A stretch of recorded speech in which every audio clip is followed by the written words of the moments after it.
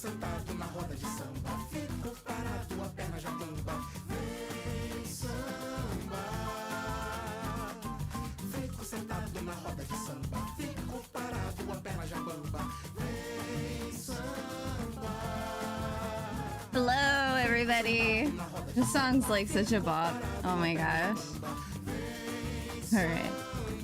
I hope you're all doing well today. Happy Monday. Happy Monday afternoon, morning, good night, wherever you're at. I am looking forward to doing more arts today. More Leon animation. And we're going to start with some figure drawing today. I also figured out how to get all the cats combined and in one place so that way I don't miss any of you lovely YouTube people's comments, because that keeps happening. So I fixed it. So yeah, I hope everyone had a really great weekend. Really great start to the week. So I just want to kind of go over what we're going to be doing to Dizzle. So we got Leon pretty much all G2G last stream. I'll play him a couple times. Yeah, no big deal. Yeah, no big deal. Yeah, no big deal. Yeah, no big deal. So he's ready to clean up. Like, I think there might be like no big deal. Yeah, no big deal. Like a bit and bob here and there that like when I get into cleanup I'll be like kind of meticulous about, because how I get so I'm just such a fiend for like every little freaking frackin' detail. But I think that he's looking good enough to like get into cleanup, like honestly. Yeah. So we're gonna kind of start by like no big deal. Yeah, no big deal. We're gonna start by figuring out like kind of what the cleanup style is gonna look like. I also want to experiment with like no big deal. Finding another way to like no big deal. Yeah, no big deal. Yeah, no big deal. Get the kind of like color layers separate, because I think that if I'm clever, I can find a way to have a separate color layer for the shadows. Because I would like to put shadows on him, because I just feel like with Leon especially, like, it's a gritty character, you know? No big deal. Yeah, no big deal. Yeah, we'll futz with that as we go on. We're gonna do that on a separate layer anyway. We're gonna be using like masks and cutters for certain elements of it. Yeah, no big deal. Yeah, no big deal. But no big deal. I'm feeling good about this. I think that he's looking ready to clean up. No big deal. So we'll get to that in just a second. We're gonna start with some figure drawing, because that'll be just a good warm up. No big deal. Yeah, I didn't draw it no big all. deal. Actually, that's not true. No big deal. I was gonna say I didn't draw it all yesterday, and then like right before bed I drew a little bit. So I'm just so used to drawing every day that like I just kind of don't remember when I do or don't. Oh, I hope you're doing well, extension of my will. No worries. I'm gonna keep streaming, so whenever you pop in is a good time. I hope your sleep schedule got fixed. Mine's been messed up, so I relate to your pain. I don't know how to fix it. For some reason, like I don't know, my sleep schedule will just change on a dime, so I'm just like hoping that eventually like something will happen and I'll just like go to bed early and it'll all be fixed. It'll all be better. For now, I'm just kind of dealing with my weird schedule. But it's okay, because I'm not having to get up earlier to teach, so I guess that's fine. I did have a dream. Oh, I did have a dream. I had a dream like a few days ago where like I woke up like an hour later for class and I rolled in an hour late and everyone was still there. So I guess it's my subconscious telling me to not worry so much about it. I don't know what it was telling me. It was like one of those dreams like when you're in school and you're like, I missed the final, or it's due in an hour and I didn't do anything. Like, I used to have those all of the time. Oh gosh. 2 a.m. for you. Oh my gosh. Well, Hopefully this kind of helps you wind down to get to sleep, because we're not shooting any zombies tonight or today, right now. You know, we're just gonna have a nice time figure drawing with some samba music in the background. I feel you though, I've kind of been in a similar way, to be honest. And I say kind of, but like, I'm not gonna get into how late early morning I've been finding myself asleep. But I feel your pain. Right.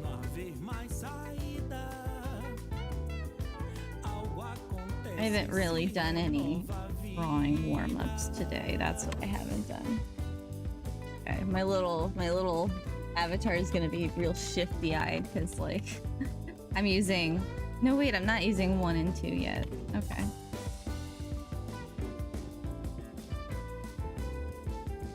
Gosh, I have to manually fix it. Alright. I'm trying to figure out like her stream controls. If I press anything other than the correct buttons. Maybe I can do like FN1 and FN2. Change her positions. Still honing this in, but I love having my little PNG tuber. She's so cute. Like I really want to experiment more with styles and ways of doing it within that PNG Tuber Plus program. And it's free, so that's like a wonderful thing. Okay, I'm gonna start with this. I just want to start with like a one-person pose. I'm glad you're here too.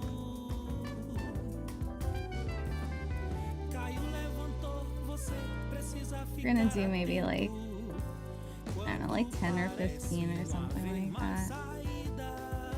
Oh, you know what's so funny? Oh my gosh. I'm using my phone as a webcam, so I'm not really looking on it, but I just got a pop-up from a couple ex-students talking about how they're using a Dorcas stock for figure drawing as I'm like literally using a Dorcas stock for figure drawing. That's so funny. It's fate. It's the universe telling me I'm on the right track. You're good, Lexi. You're doing it right. You're doing the right thing. Thanks, universe.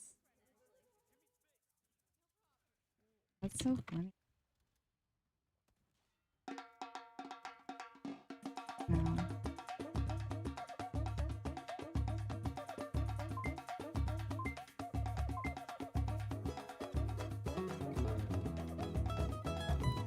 Feel like a Little Mermaid thing.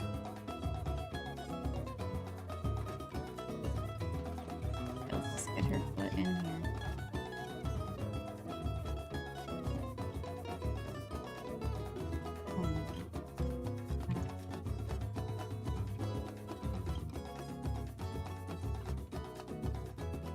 I think a Dorcas stock is honestly kind of superior to quick poses. The more I've been using it, it's just like they really have great poses. The perspective and like also there's a good library of poses that you would actually like want to draw because they are making them for reference specifically. I can't like not recommend it. Also, if like I really wanted, I could like go back. Like I do like that a lot. Quick poses does not allow me to do that.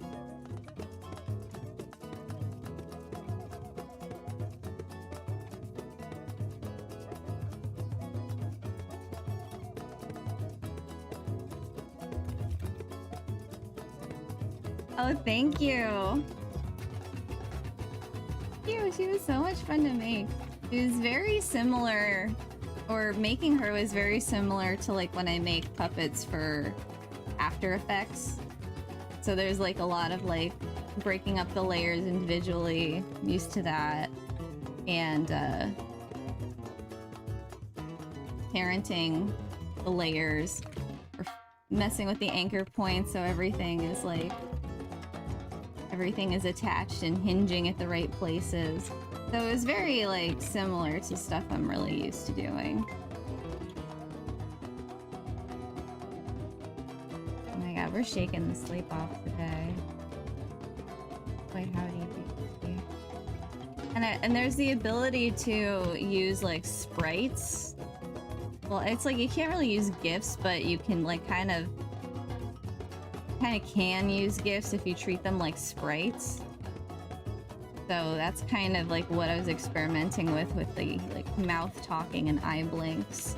So I want to experiment with that more in like the main art itself, so I can get like a line boil. That's kind of what I was thinking like would be a fun next experiment.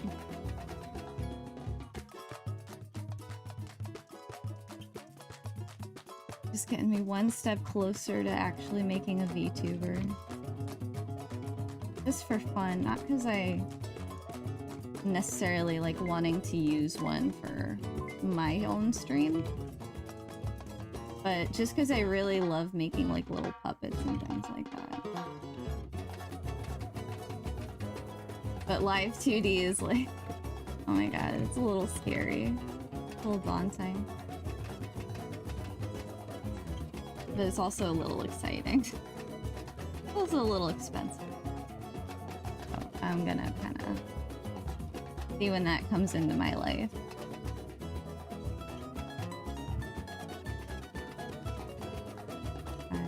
Oh good, a nice easy pose. With some contra pasta.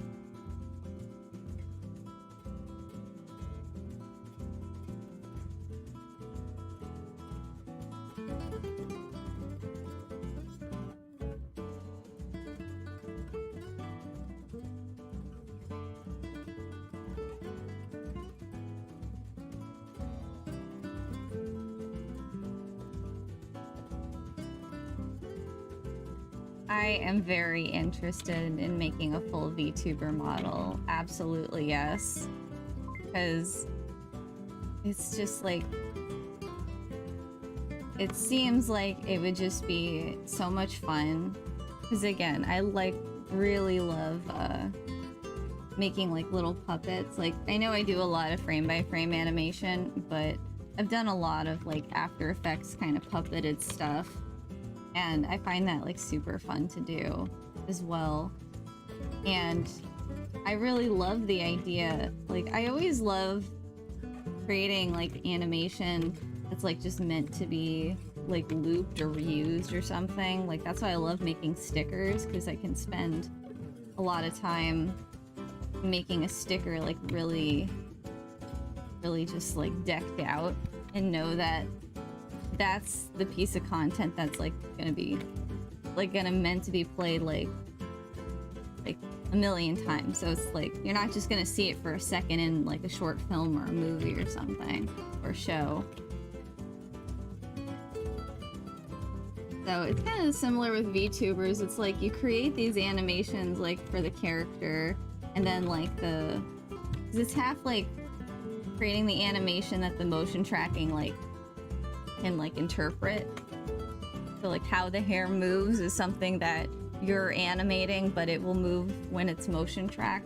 So I find that very satisfying, because it gives so much like extra life to each little animation, and you don't have to like, you know, just animate a teeny tiny thing. Because I love animation, but I love when I can just spend a lot of time on just a little detail and make it look really great. And then like it has a life that just goes beyond the typical lifespan for a piece of animation. That's why I love like animation for games, because it's like you create that that sprite. And then like every time they run and jump, they're doing the same animation. So you can just like really like make that a really appealing, really pleasing animation.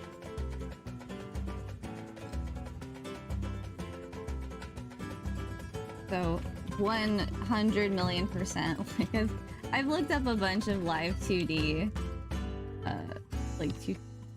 I have a whole YouTube playlist of live 2D tutorials, to be honest with you. And I follow live 2D VTubers that like create models.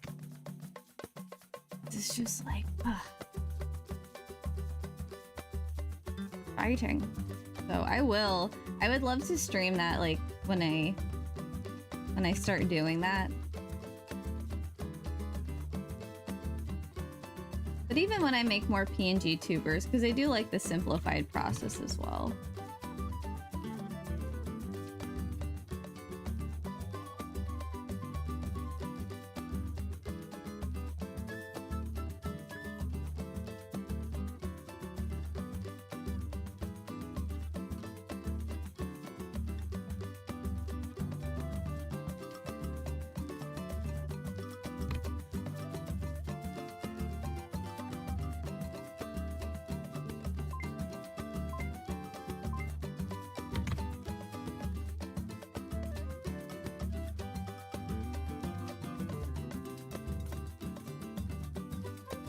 I want to get that arm a little bit more correct because I'm drawing a muscle man today. As much practice as I can get with the muscles, man.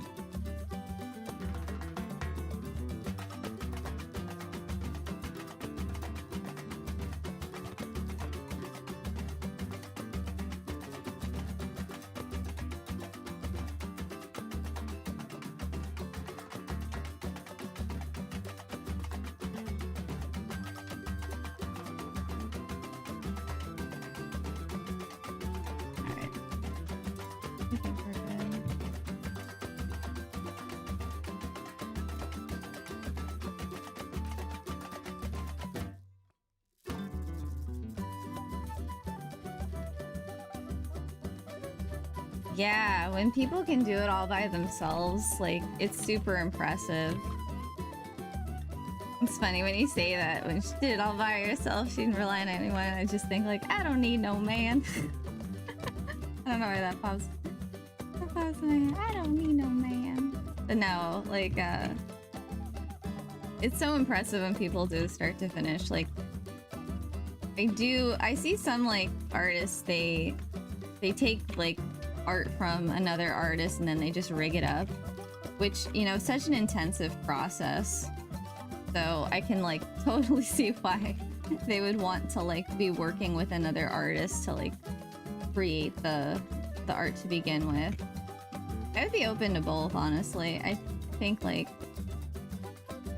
other artists have like wonderful designs and stuff like that. So like if I was like just on a tear, that was just the thing I was doing. If I was like making VTuber models and that was like a part-time thing I was doing for work or something, I would totally like, you know, make other people's art into VTuber models. Like, I just love the process of bringing something to life, so I don't mind if it's someone else's art or my own art. I mean, I'll definitely make ones with my own art, because then I can really experiment. But, you know, it's like, I know how to make something look, like, alive and dimensional, so whether it's my own character or someone else's, it's, like, really fun to do. I was watching some guy, like, make this VTuber model, and like,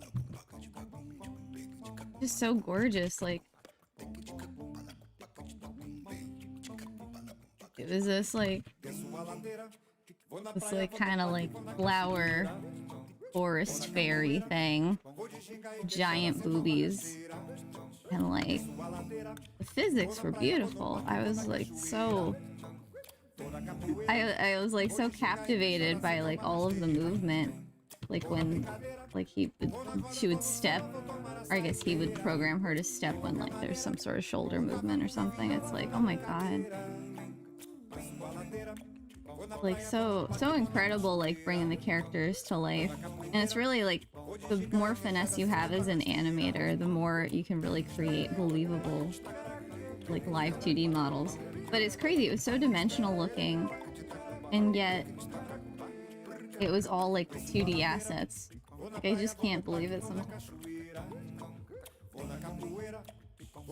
I mean, I know it's called live 2D and it's like, you know, all that, but it looked so 3D. So that's the thing, like when you're used to drawing dimensionally, like you can really make 2D stuff look like it's a 3D model.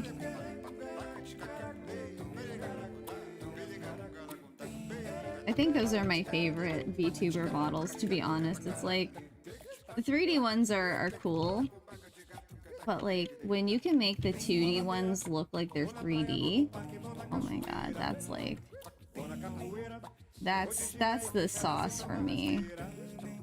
You can't like beat that for me.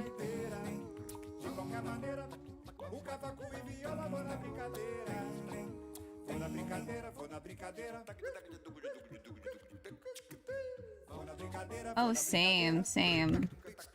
I think it's like really impressive and amazing when artists can do everything all by themselves.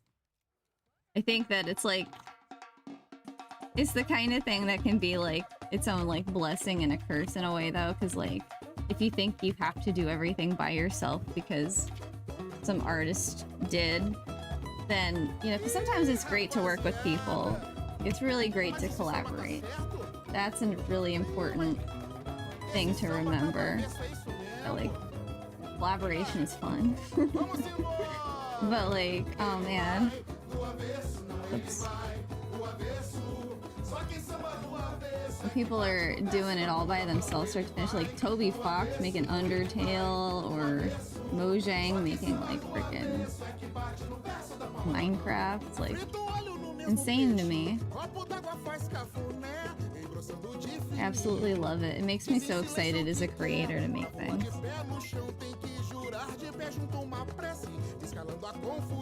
Alright, we're just gonna do this one and then we'll... Oh, I don't know. Just keep it small over here. Oh, I think it's just a zoomed out photo. Frito peixe no mesmo óleo, sem embrulho só cafuné, avisando com jeitinho, que confusão já não quer. Sai pra andar de pé descalço, raspando no asfalto a coraça que cresce, refazendo a proteção, isso é raro, mas claro que acontece. Ele vai do avesso, não ele vai do avesso, só que samba do avesso é que bate no verso da palma da mão. Ele vai do avesso, não ele vai do avesso, só que samba do avesso é que bate no verso da palma da mão. Mas do contrário é ironia, viés e sarcasmo só contradição. You know, I typically like drawing naked people, but I really like the Adorka stock images having clothes because it shows me just like the forms. The ellipses on the forms. So it's like kind of like, I don't know, it makes it easier in a way. It's funny. It's the funny thing, like when you're a purist and then you finally see like the light of like the other way, you're like, oh, they were doing stuff like that made sense.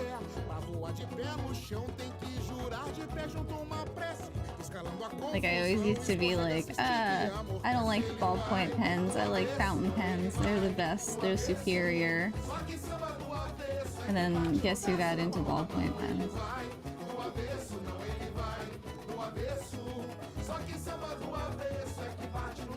Guess who loves ballpoint pens? This girl. Actually, now that I have this PNG tuber, I'm gonna experiment with it very soon. But I want to do like a top-down drawing stream, because like when I'm not on stream, I'm drawing stuff like with my my pens. Like, I just always draw in pen. Like, I never just sit on the computer and do most of my drawings. Like, I'll usually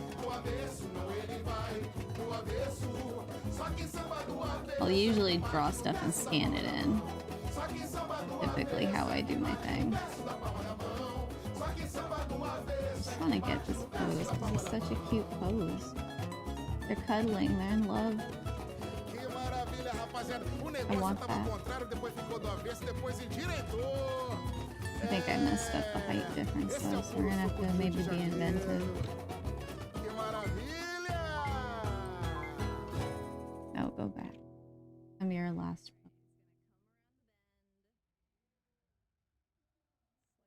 I think we just bring it out of room. That's what we did. Why?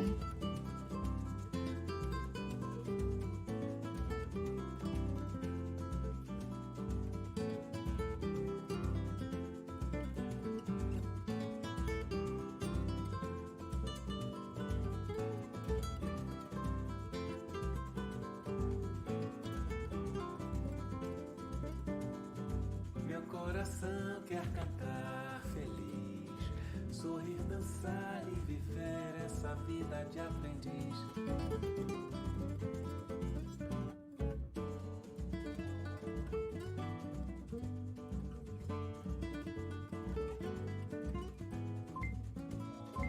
Alright, now I think I'm like satisfied with how this has gone on. Get their feet. Fishies.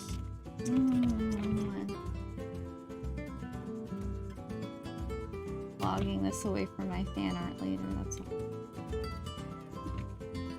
Who will be in this pose? I don't know. I've been drawing a little bit of Ada Leon fan art lately, so I'll have to eventually clean and scan some things in. Because that's the thing, I draw everything analog and then have to scan everything in and then clean up my pen sketches because they do get a little bit sketchy. I can't erase like on the computer. Hello Mocap, how are you doing today? Oh my god, Ray. I know. I know, it's so good to have clothes on my models. I agree. It keeps everybody safe. Honestly, I do really like it because I can see all the ellipses, so it's like, oh, this ellipse, I see that this is this way and that's that way. So it actually kind of helps me to like build the shapes in dimensional space. So it is good. It's good to not be a purist on like just drawing naked people and like branch out. I know, I don't want to get banned on Twitch just because I've been completely desensitized when it comes to just drawing naked people. Like, man.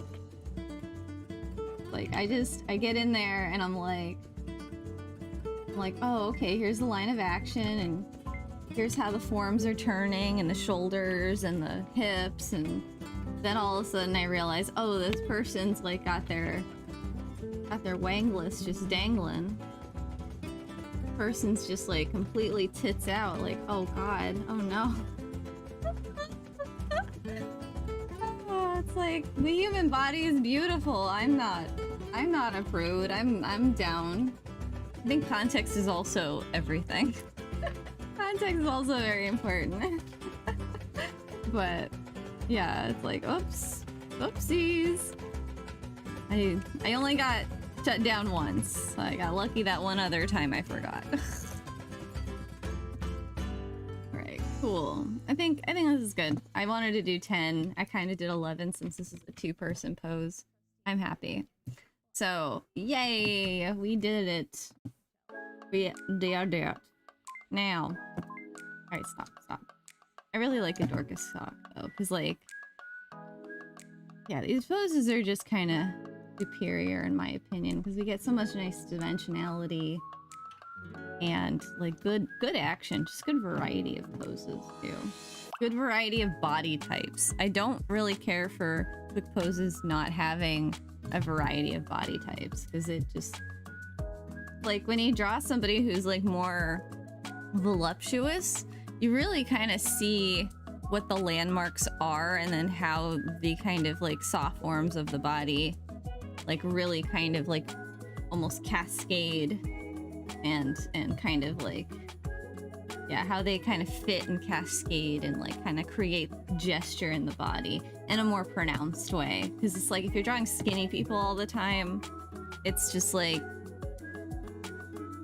I don't know, you just like kind of, everything feels like a hard form. And so you don't get the delineation of hard forms versus soft forms as like pronounced. And it's very exaggerated in a more voluptuous person. And I think that that just kind of helps to understand the figure better. In my opinion.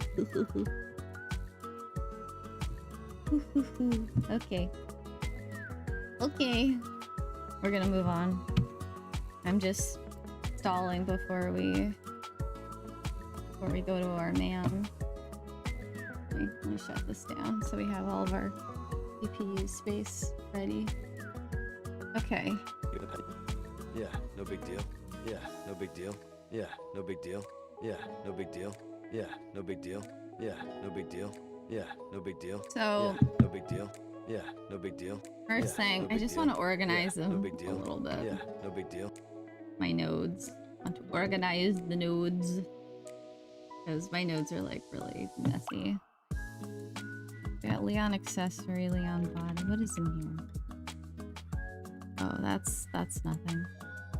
Timing chart, that's fine. Okay, yeah, this.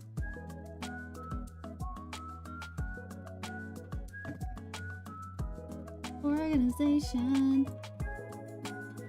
Yeah, no big deal. Gotta figure out how I want his look and feel to go. But I have a feeling I'm just gonna, like, I don't know, I have a feeling I'm just gonna kind of wing it. I'm gonna need another peg. I didn't put this inside that peg, and it's just gonna be resized if I put it. Ooh, this will be my master. Move him around if I.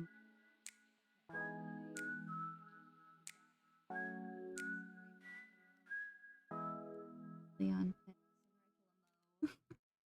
I didn't say that. Timing stop.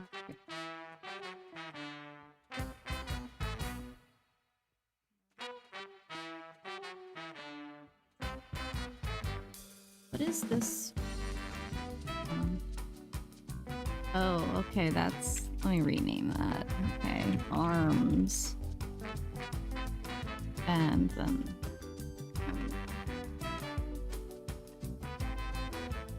going organized.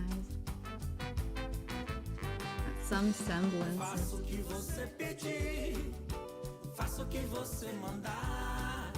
I really like the node view. I was a little confused at first, but I've used things with node views before. Not so cray.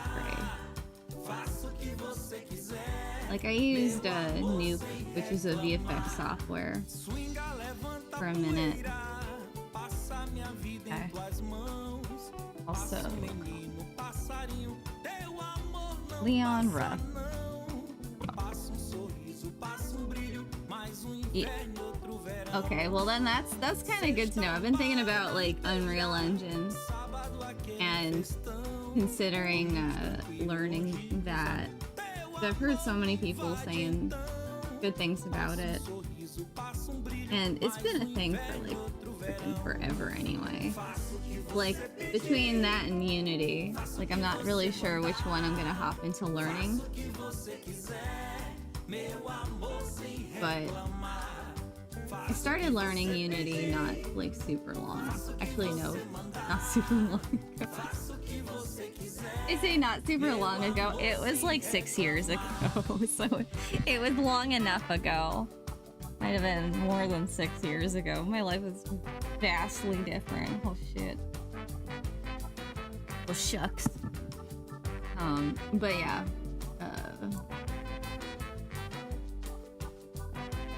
Another composite for reference. But yeah, Unreal, everyone says great things about it. Like, I listened to this guy at a conference talk about like how he makes games using like all these software to like build characters and create games and using like Unity assets, and it got me really excited about like selling stock assets, because you can totally sell stock assets on the Unity store. So like that's a really exciting thing for me to like consider. I don't think there's anything on this layer, so I'm just gonna move that as well. Alright, this is way more organized. Thank goodness. Actually know what we're doing.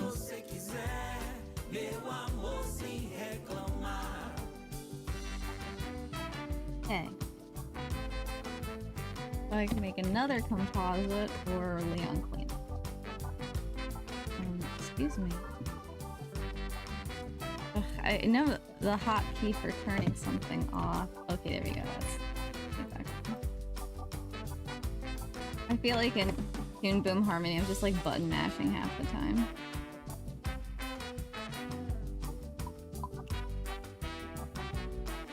Oh, I can't do multiplayer. Okay, well that's good to know.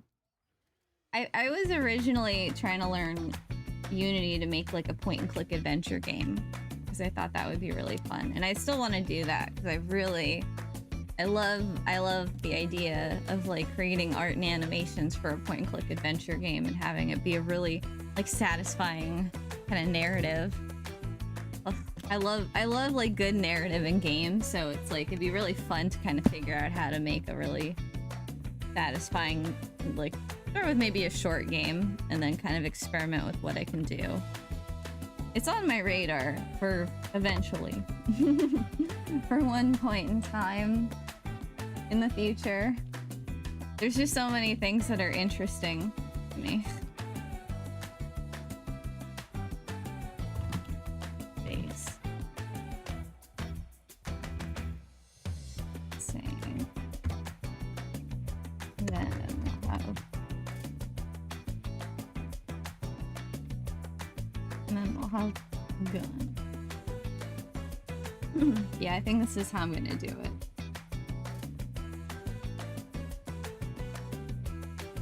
I think that if I put the gun and the accessories and the lip sync, I don't know, I might keep the lip sync on the same layer as the base layer. I'll start with the base layer, so we'll see. But one thing I want to just quickly experiment with is just like, I'm just gonna draw like a really bad thing. Okay. And then we're gonna go in here and we're going to shade. I just want to experiment with like, if I can like, we're gonna have to make a whole color palette for him eventually.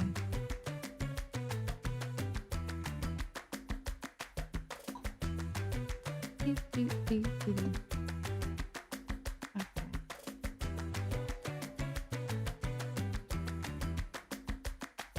No, I don't want top-down view, silly goose.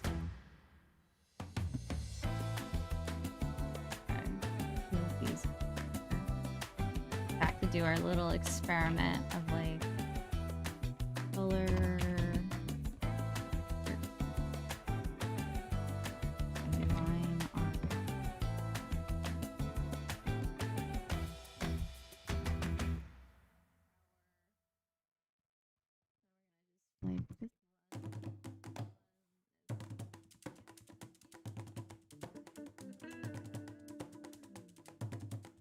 What if we have color art? And let's just say use this lip sync layer as our test. Get off. Let's say a darker version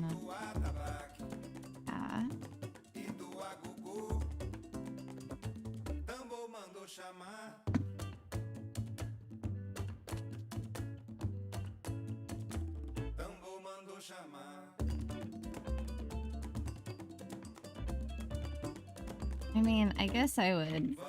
Yeah, here, we'll just try this. I can come back.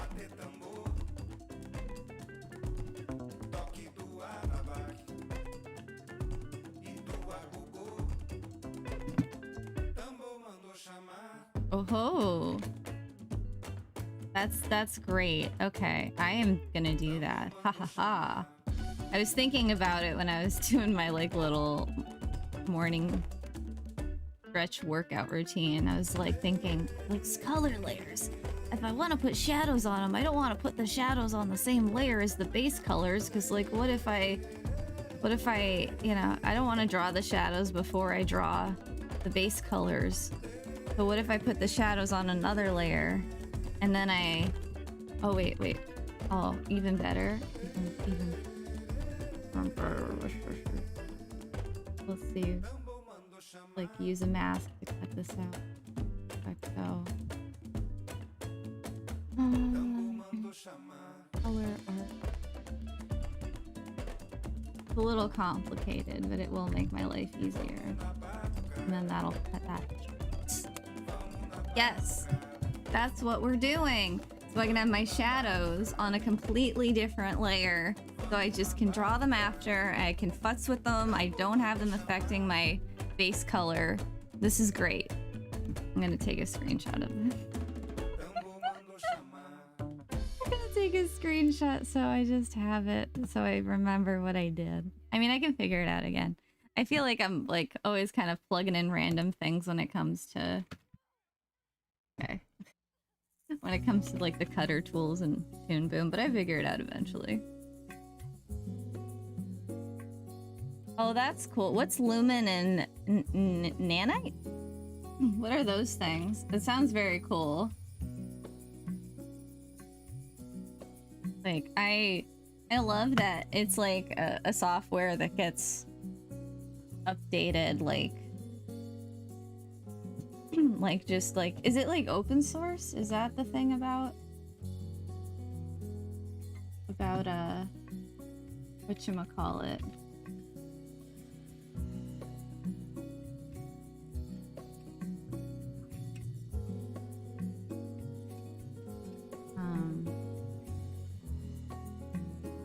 Getting all... I just make a normal layer. What did I do?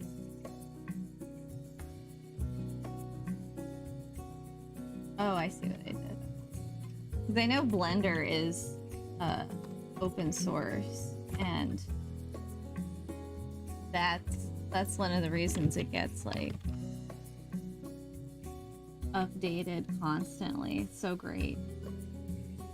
Like, it's definitely come such a long way from where it used to be. Okay, great. And we're gonna save this. Awesome. This will be our color treatment. So I'm just gonna save our color treatment like little group. So we're gonna put it over here. So stoked. Finally, I can add shadows to things and not like just drive myself crazy.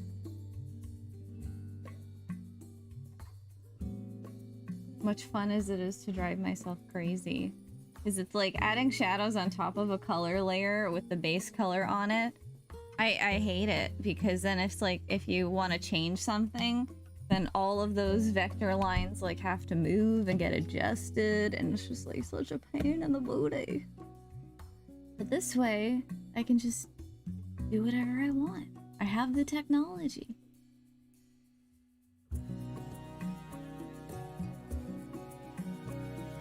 We have the technology to not have a bad time.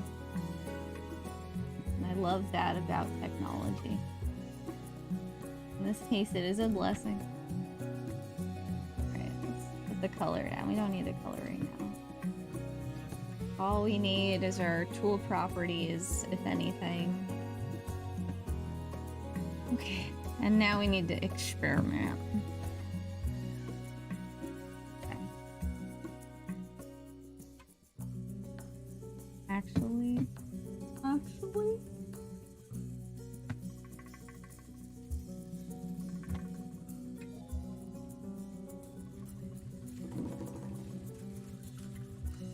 transparency node. I don't know. Is that how it works? Or like 80? There we go. What is it? Why does it not want to be more transparent? Excuse me.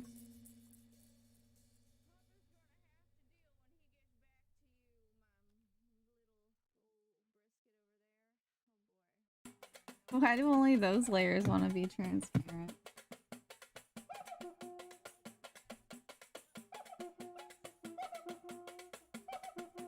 Viva Cartola, viva Candeia, viva a cuíca do mestre Marçal, viva a Portela, viva a Mangueira, viva o fundo do He's such a little, being so obstinate with me right now. But I'm smarter, Leon. You don't want to play like that, and we can deal with this our own workaround way. Viva Cartola, viva Candeia, viva a cuíca do mestre Marçal, viva a Portela, viva a Mangueira, viva o fundo do nosso quintal. Viva Cartola, viva Candeia, viva a cuíca do mestre Marçal, viva a Portela, viva a Mangueira, viva o fundo do nosso quintal. Viva o samba de partido alto de Take that animation. Ha. Just mask you out. How about that? How do you like them apples?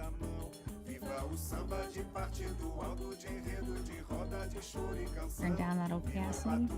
Perfect.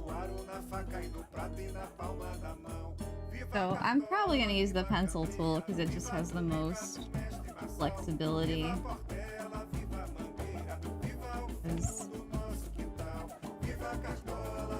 Get rid of the Leon. Added again. Oh, okay. Oh, that's great to have more polys without affecting performance, because that can be a big thing. I remember when I was working on like Club Penguin, and we had to, like a whole part of, I mean the whole job of it, because like I got on Club Penguin after Disney bought it, and so like the whole game was made. It wasn't like they needed to make any more of the game, but like my whole job was reducing polygons and then refitting the UV textures, because they were converting it to 3D because the 2D servers just couldn't handle the amount of people. So they're like, I don't know what the logic was. I don't understand the technology, but apparently the 2D servers had a harder time accommodating so many people and so many accessories, so we had to switch to 3D, but we had to then take every asset and then optimize it, which meant reducing the polygons to like as few as you could and then refitting the UVs. And it was fine, you know, it was like very easy work in a way. It wasn't hard to do, it wasn't even like super tedious. It was just like, I don't know, there were like 5 of us doing it, and I was like an intern at the time, so it was funny. I'm just like, you know, just chugging the same workload as all my buddies, but like we all just had a list, like, okay, today I'm gonna do 20 items. So it's like we had thousands of items, so I think like one week I got like 100 done, another week I got like 200 done. It was kind of dependent on like the intensity of the actual like item itself. I remember the one-man band item I had to do with like a trumpet and a big drum and an accordion. Oh god. Whenever I tell my students I worked on Club Penguin, they get so excited. It's funny. I miss those online MMOs though. Those were so fun. I'm probably not going to use a blobby brush. As much as I love the blobby brush, it just doesn't fit the vibe for Leon. Probably going to use something that's just a little bit more like, I don't know, just a little bit more like, I don't know, just neutral. I don't know if I'll use a fixed thickness. I think I will have something with a little bit of line weight. I think that can be I don't want any kind of charcoal or pencil effect. I don't think that's the right vibe either. A glória de Deus, os ídolos meus. Primavera chegando, Primavera chega, você tá yeah, chalk. Chalk or charcoal. I don't know. I don't think the rough would look right. I think we'll probably just go with what I was doing. He had a dashed line. Yeah.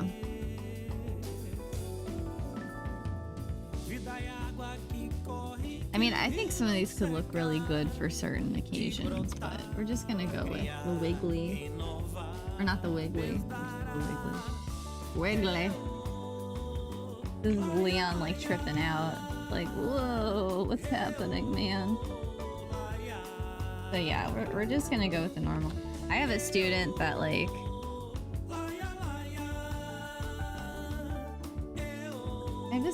uses the brush and like, or an ex-student rather.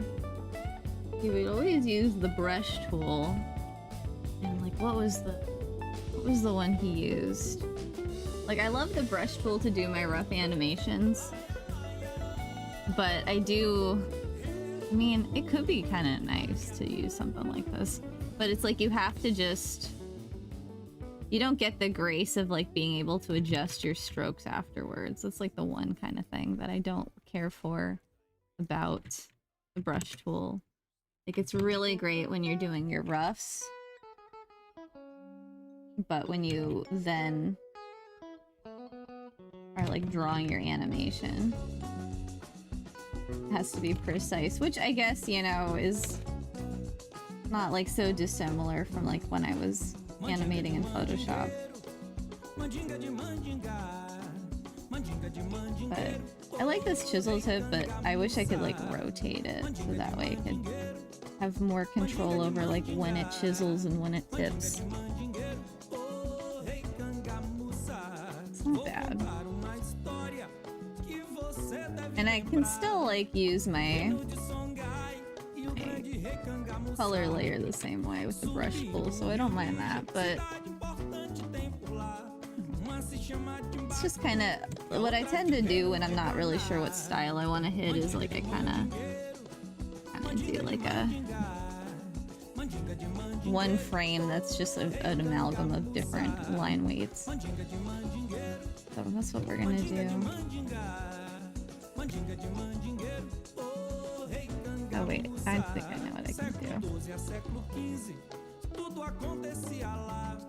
Is that not gonna help? Yeah, there we go. Okay, good, that's my workaround. For like getting that chisel tip to work. So I like having the different line weight.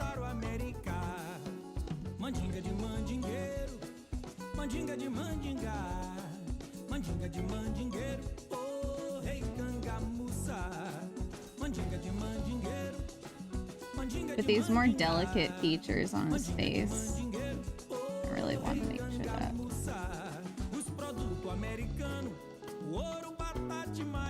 I want to make sure we're kind of getting these nice thin lines. Dessa história absurda, não discrimine os imigrantes, os filhos da história humana. Mandinga de mandingueiro, mandinga de mandinga. Mandinga de mandingue. Oh, rei cangamuça. Cangamuça. Mandinga de mandinga. Mandinga de mandingueiro. Oh, rei cangamuça.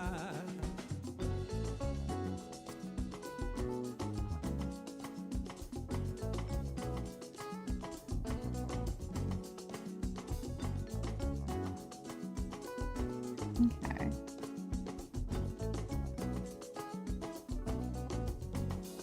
Vou contar uma história que você deve lembrar.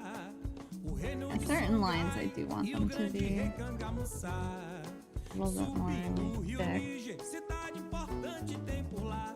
Uma se chama Timbuktu e a outra que o reino de Gana. Mandinga de mandingueiro, mandinga de mandinga. Mandinga de mandingueiro, oh, recangamuça. Mandinga de mandingueiro, mandinga de mandinga. Mandinga de mandingueiro, oh, recangamuça.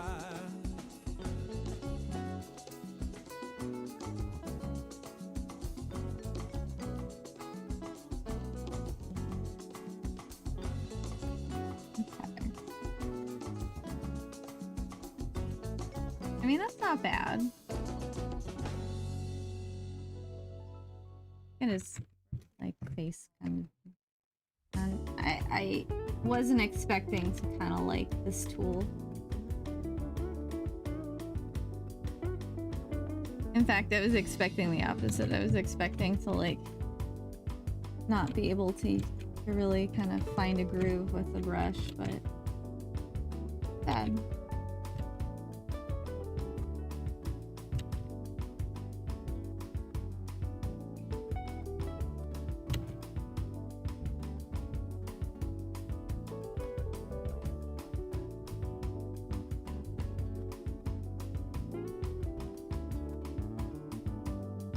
I'll have a cheekbone kind of indicated.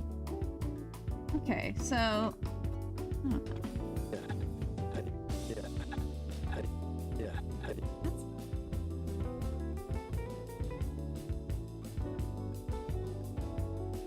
don't know. I know. It's like when I was playing the game, they give you other Leon hairstyles, and it's just like, no way. There were some mods where like you had to use like, or it kind of like was trying to make you use the other hairstyles, and I would like add extra mods so I could just have his original hairstyle. Got that like asymmetrical do, and it's just like, it works. He has to cover one eye because he's seen too much. It's like the characterization and the asymmetrical bad boy hair. We need it.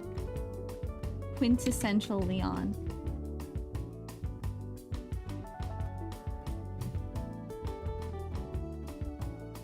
Okay, well, I'm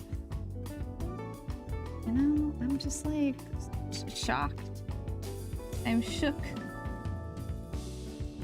I didn't expect to actually like this tool, and here I am liking this brush. I can't, now that I'm like used to it. So we might actually just experiment. Do the whole thing in this. Let me just get this line feeling better now that I know better how I want to manipulate this tool.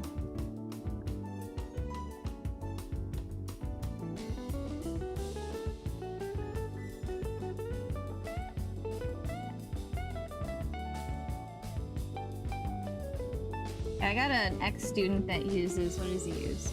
I don't remember. This is the chisel tip. Not how it's spelled. Chisel tip. 20. What does he use?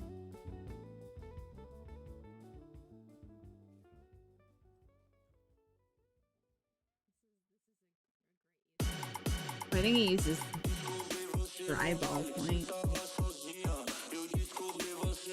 Okay, I just don't like the song. He's trying to push the song on me. I don't love it. Yes. Use this one.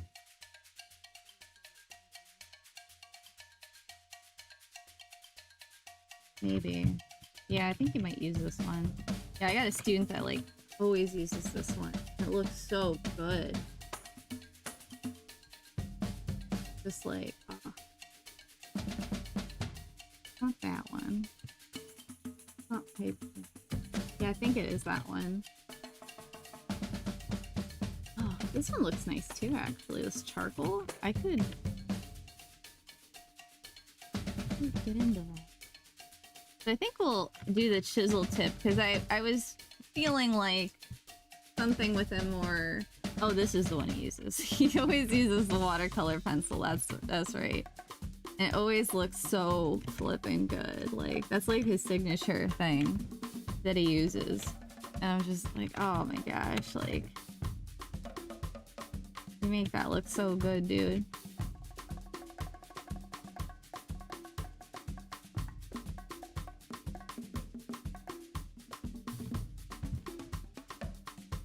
I don't think it would work for this, but like, I think that's it.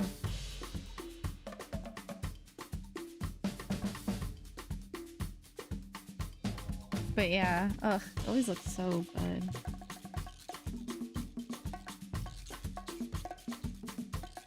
But yeah, we're gonna go for the chisel tip, I guess. I'm kind of feeling it. Just have to kind of figure out where I want my thick lines and my thin lines. I think that's the... I mean, charcoal's not bad. Let me just try a charcoal pass, you know? Just see how that works. Yeah, dark charcoal.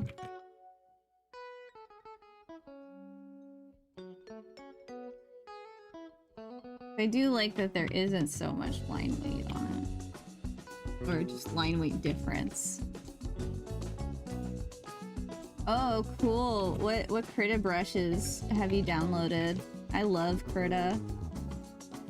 Like, I also have, like, downloaded my own kind of preferred brushes as well. I love that people make brushes and, like, they can just find people's brushes all over. Like, I always love when things are kind of open source like that.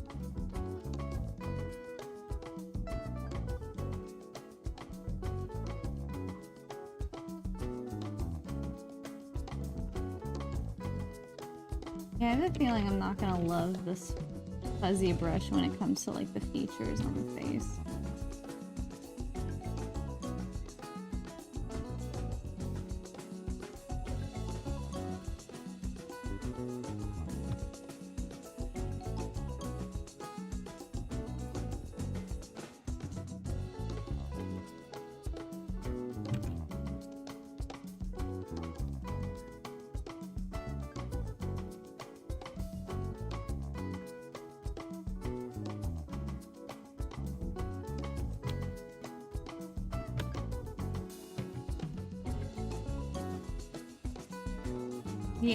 Yeah, now we're gonna go with the chisel tip. But that said, I do like how I simplified this here, so we're just gonna pop dish over here. Chisel tip kit. There's a lot of cool brush things you can use though. Cross hatching. Dapple. You could probably use this for like some of the shadow effects. I'm gonna play with it because now that I have my shadow technique, my shadow realm technique, get a little funky. Yeah, I feel you. I know. I'm a real stickler about like what brushes I use for like drawing when I'm in Krita. So like I had a whole afternoon where I was just going through brushes and brushes and brushes to try and find ones that felt most like my fountain pens. And I found some good ones. Like I have this really good ink brush that I like. But I couldn't tell you the name. I feel like for painting, Krita has like just superior brushes in general compared to like Photoshop. I stand by that.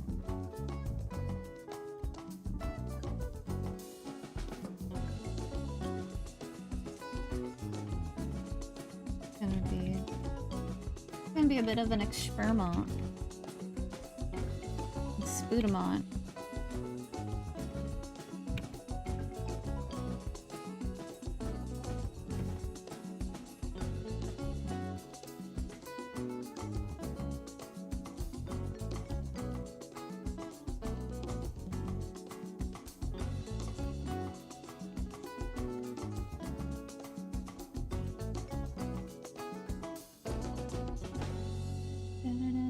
down.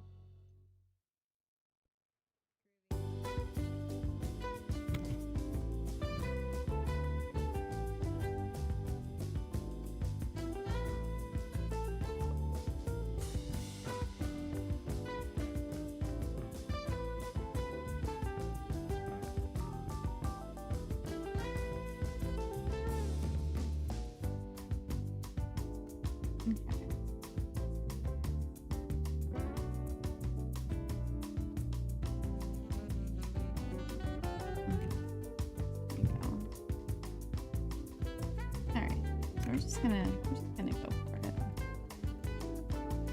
Okay. Well, actually, I like what I'm doing here with this hair, so I'm gonna emulate that.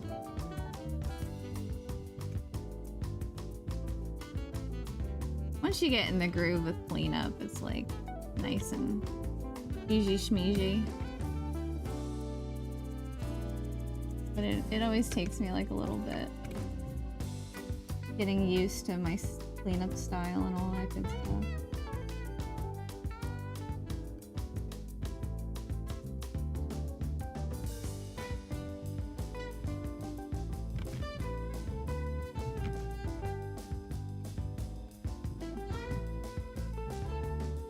Great.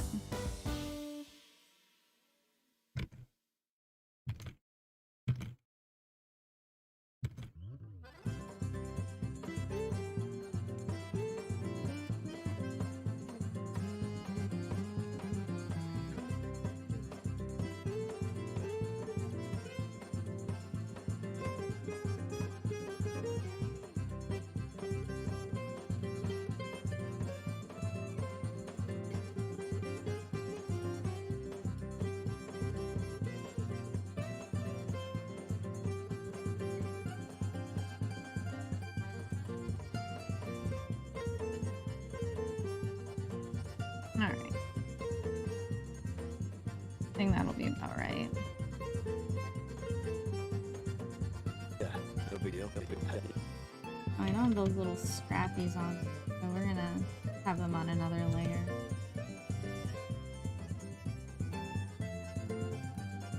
Just gonna do the basic scrappies here.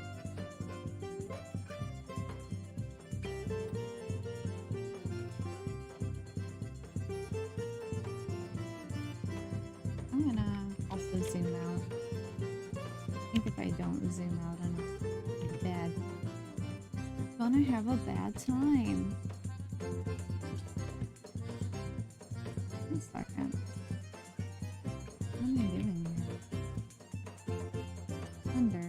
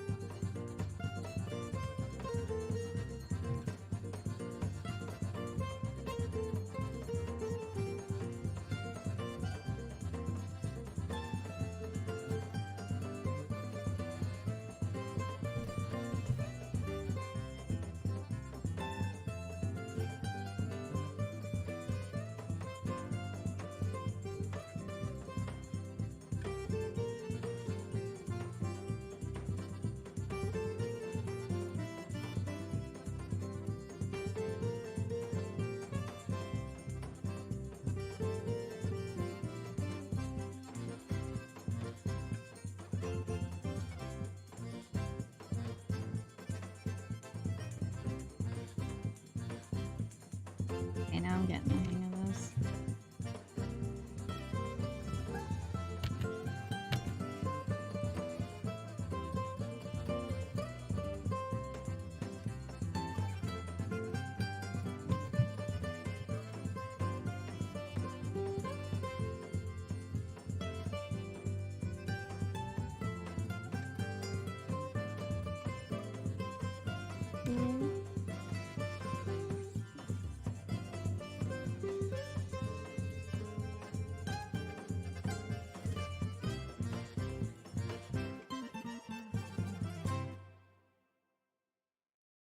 for the color palette, I'm gonna go for something like more.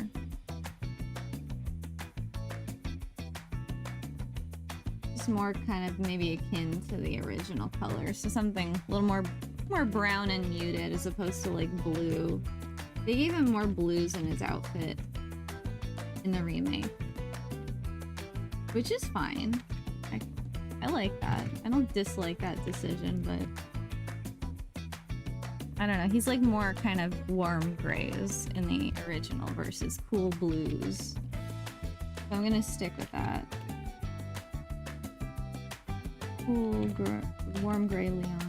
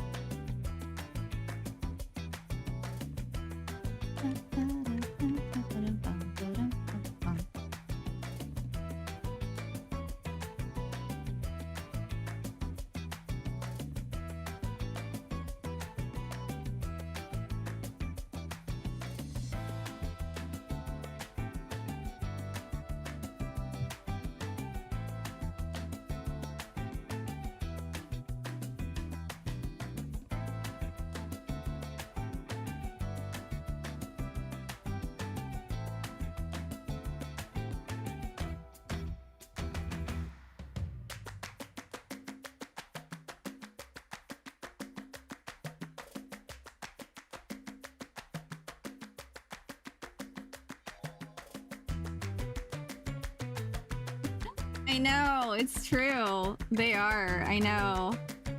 Like, he makes sense and then you keep looking at him. Like, I have done some, like, drawing studies of, like, OG Leon. It's like, there's a lot of people that take these characters and it's so great. They, like, take them and then they make them, like, sing, like, rock songs. Like, there's a number of them. And there's this one channel, I think it's called like Ms. Deadable, and like I think hers are my favorite, honestly, because like there's just something like a little bit like more authentic about the movements, because I've seen some where like they're just undulating and it feels a little too out of character for me. But yeah, like, and I've done like little studies to like kind of get my Leon drawing in order. Yeah, they start like looking like they start looking like Bayonet. That's funny. Yeah, not wrong. Ooh, you got the jaw harp in here. Bong bong bugga bong bong. But yeah, no, when I've drawn him, I'm like, damn, his arms are like so huge and his head is not very big. So it's like I'm kind of like balancing the proportions out, I feel like, in my thing right here.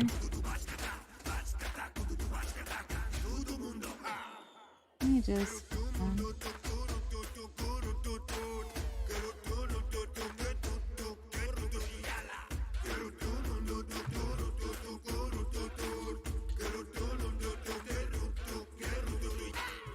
okay, I think I might need to like adjust where the sky is like fitting.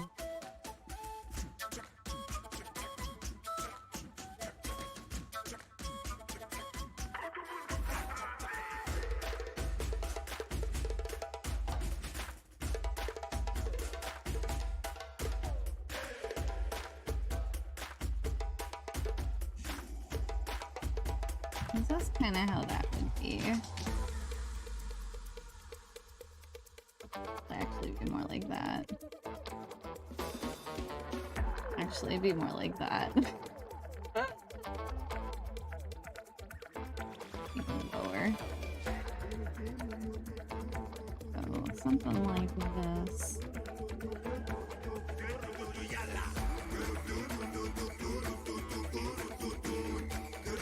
This reminds me of that, like, Da-da-da. Oh my god. I don't know if you remember that. Anyone remembers that?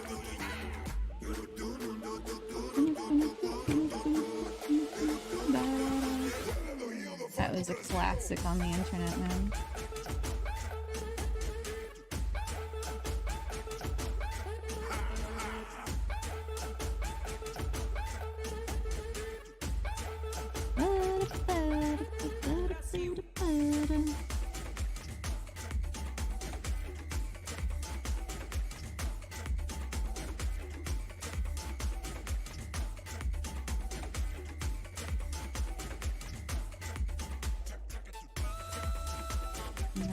Like, I can fudge everything until I get to this stage, and then I have to make sure my ellipses are just so.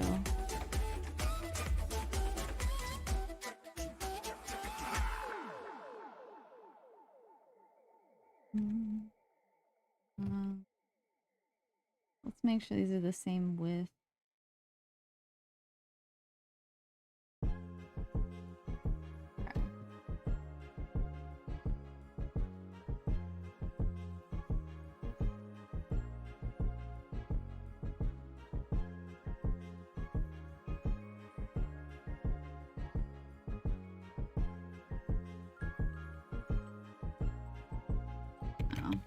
I'm correct.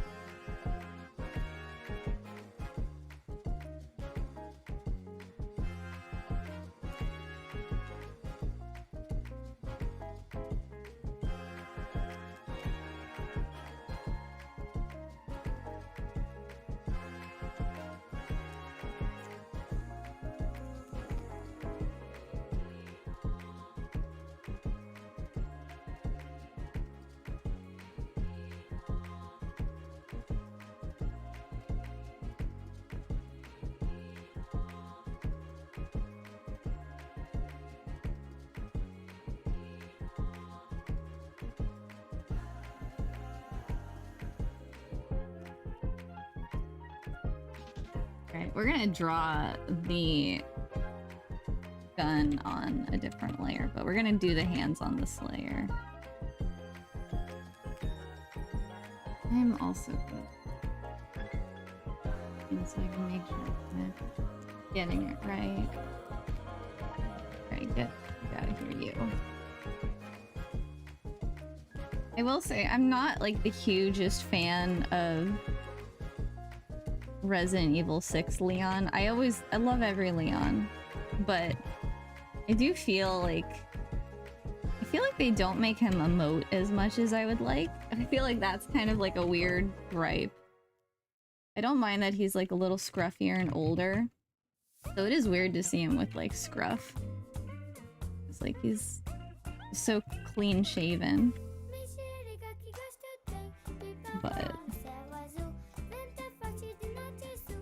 alright. Yeah, we'll figure out how to make this. I think it's like his lips aren't as big and juicy as they typically are. It's like he's got pretty juicy juice. Look at that juicy lip. I mean, his top lip isn't like super big, but that juicy bottom lip. I don't think they make his lips as juicy. Like, juicy. Anyway. I don't know. I'd have to like draw it to like really critique it properly. But I am excited that it's likely that he might be the protagonist of Resident Evil 9. I will play every Leon game. I'd play 8 again too. I liked the beginning of 8. I didn't like the end. Well, it's not that I didn't like the end, I just didn't like the last, like, 50 to 90%. I think I like the very end battle. Like, the Mother Miranda was fine, that was good. I just didn't like... There's a lot of... I have umbrage with a lot of things, honestly, in that game. Past, like, Dimitrescu. Past the castle. She's great. Dimitrescu and her daughters, they're great. But like kind of they're like the best part of the game for me, like right at the beginning. Like all the best stuff for me is like front loaded at the beginning of the game. So I'm like kind of left wanting more of that. You don't like his jacket.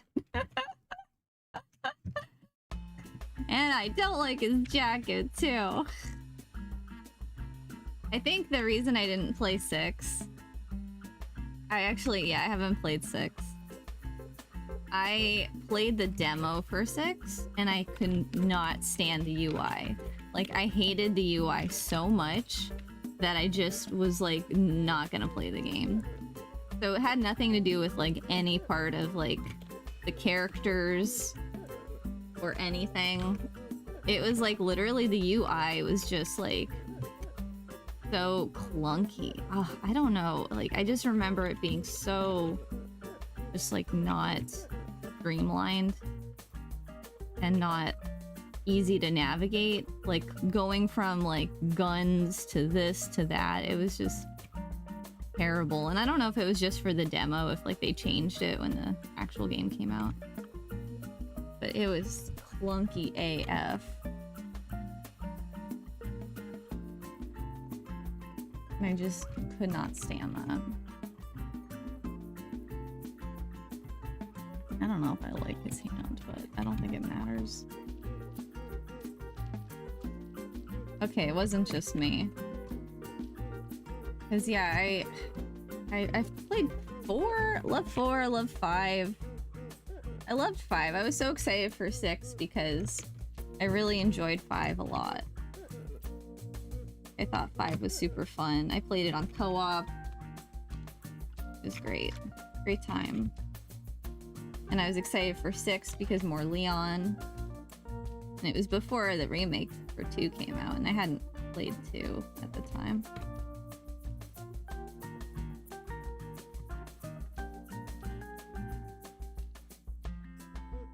I would play it now, just because I'm just so fond of the characters in the game, so I think I'd probably still enjoy it. I'd get used to the UI being whatever it is.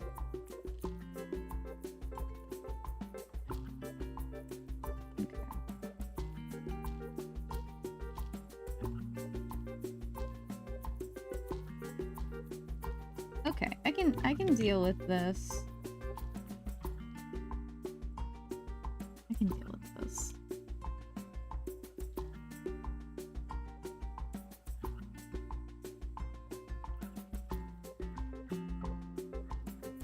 With cleanup, it's like the first pass of it is always kind of just figuring out what the method is for the cleanup for me.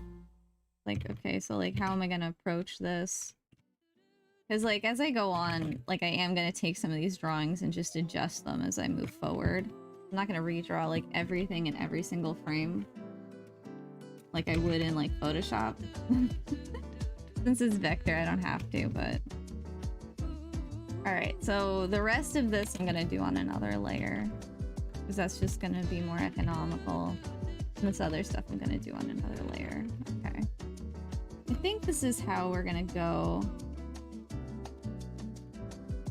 Let me just maybe adjust his nose or something.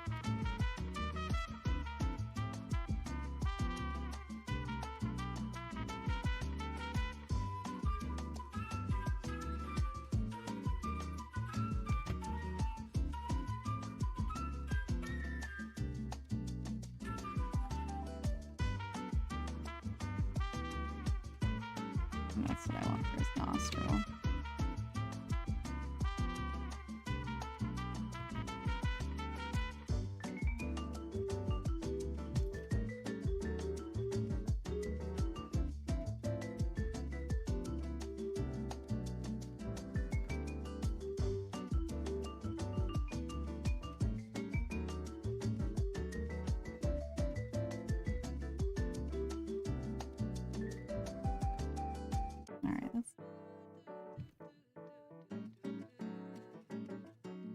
handsome. Let's adjust that eye.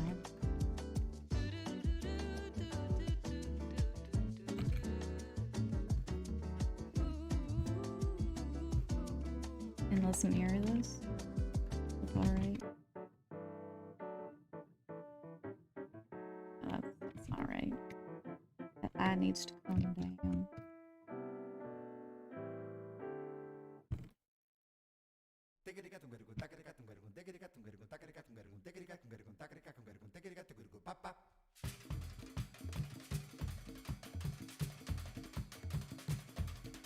I can look over.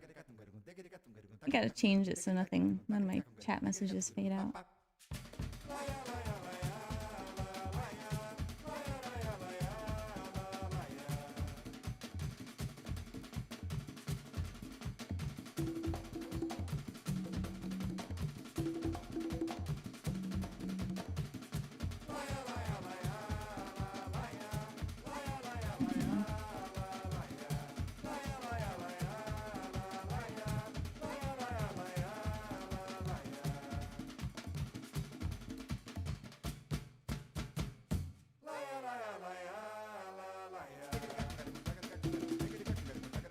It's better.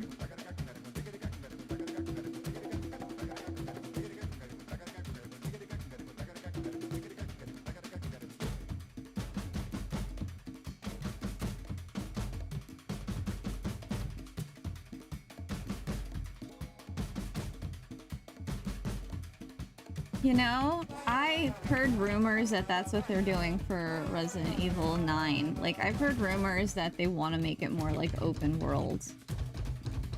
And honestly, I'm like so down. Because like, when I was playing Resident Evil 4 Remake, it just, you know, I love it. I love it, I love it, I love it. But like, I'm just used to playing more open world games. And so like, I was just very kind of aware of how much of it is like, you know, you're just kind of on a track, like especially when you're going through like the village and stuff like that. It's like you can only kind of go around, like it can only go through these like predetermined paths.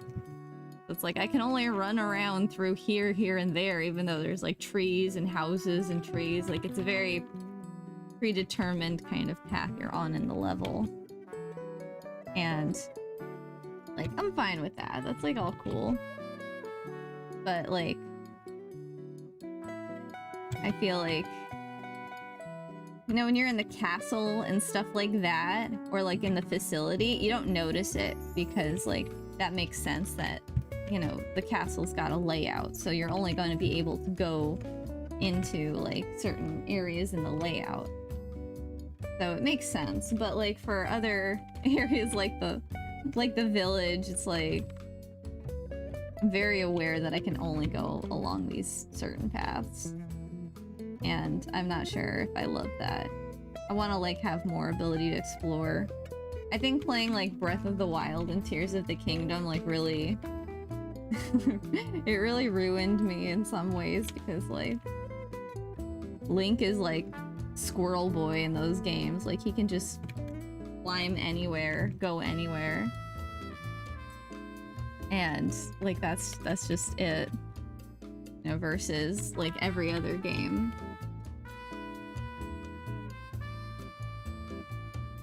I gotta finish Tears of the Kingdom. I like spent 100 hours just like running around not finishing the game. I looked at my playtime and it like literally is 100 hours. 100 hours of me just like doing what? I don't even know what I was doing for 100 hours. Not beating the game. Like I went into it the other day because I was like, how much of, like, how do I even play this game? Because I've been thinking about finishing it. Like I don't even have half, like I have a whole half of the map that's not even like filled out. So it's just like, whatever. I do personally feel like it's very like similar to Breath of the Wild, so like in some ways I'm like kind of not itching to finish it.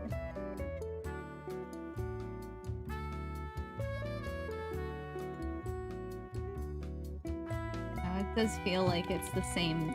I mean, it is the same game. I'm not even. It's like literally the same game. It's just like a little bit more. Hey Tom, how you doing? Hope you're doing good today. I agree. Are you talking about Zelda or are you talking about Resident Evil? Because both. I feel that on both games. Honestly. TBH. With Resident Evil, they have a lot of like randomizers. I've been thinking about trying one of those. Because I see a lot of people playing with the randomizer, so that way, like, just everything will be kind of random and freakier. Randomer, freakier.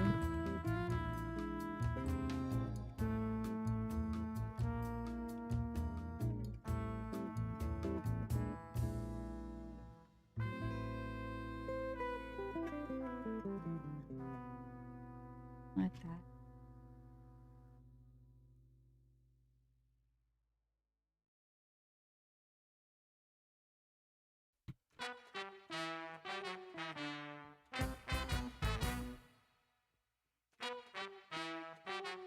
Oh no! Oh gosh! You have a big dog, right, Tom? Oh, that's... he's getting excited about the summer or something. That's doggos, man. Like, they just kind of... They do what they want. It's like they want to please you, but when they get crazy, they get crazy, and that's just it. That's your life.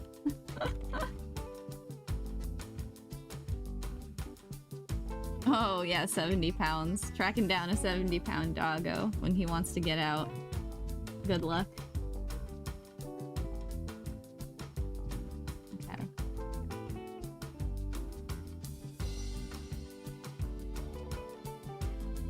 Aww, poor thing.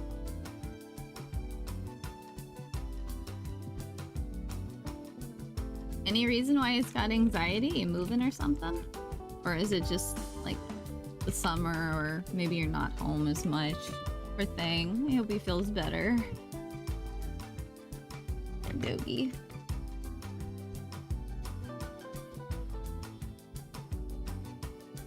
I have a friend that got a puppy recently, and like having a puppy seems like it's such a it's so much on you. You have to like be super prepared. Cause like dang, they just a lot of work. A lot of work. With all of the peeing and the eating and the excitement. Like, oh my god, having a kitten is like 1,000,000% different. Having a dog is like having a small child.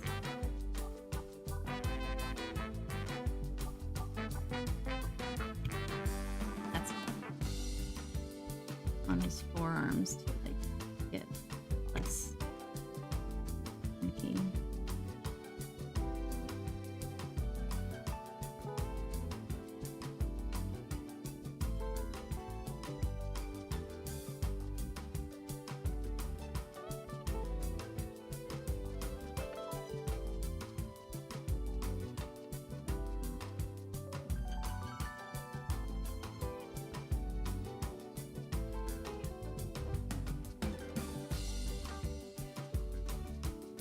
Aww. Oh, poor thing. Yeah, they get worried like when you go on trips. Like I remember my cat, she used to like she wasn't the kind of cat that would be like mad when you got back. Like she would just be kind of like I'm here. I'm so good. Am I not like wonderful and lovable? Like she'd just be sitting down looking up at us when we get back. She'd be like, there's no reason to leave me.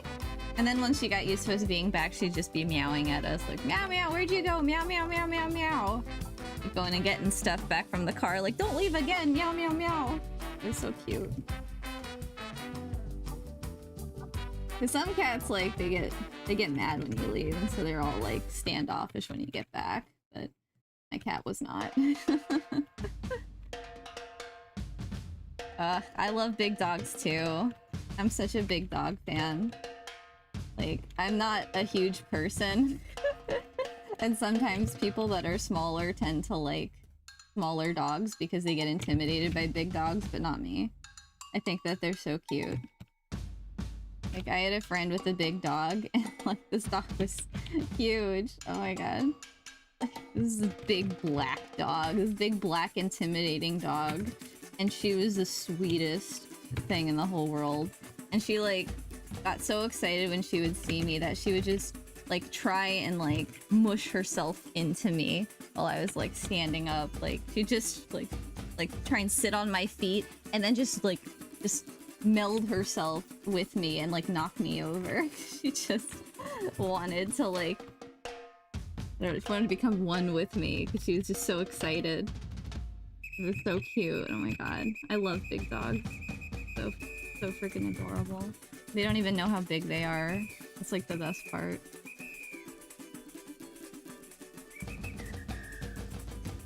So we'll just go with this.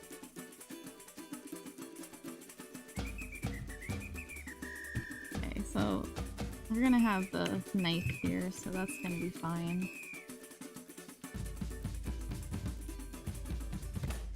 Crazy. Okay.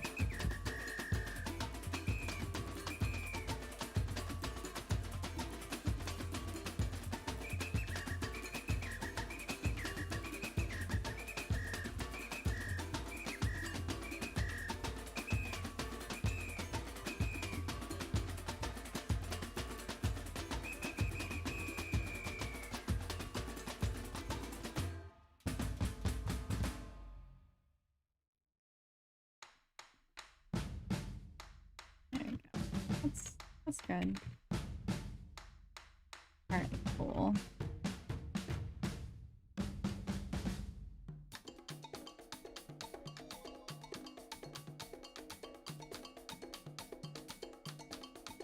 Alright, so like...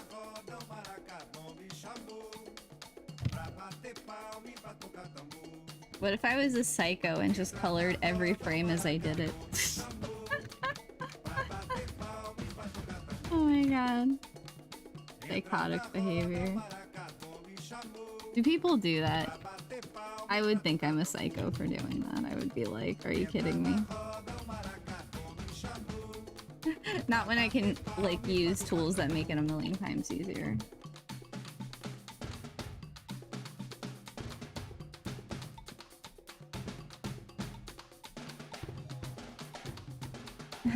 You have a good night extension of my will. You get good rest. Stop staying awake for today.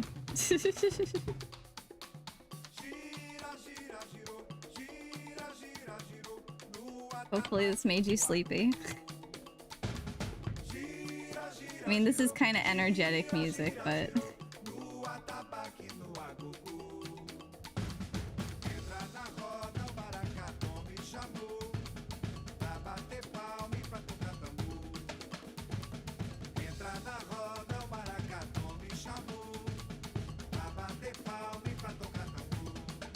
I think I'll make this over. There we go.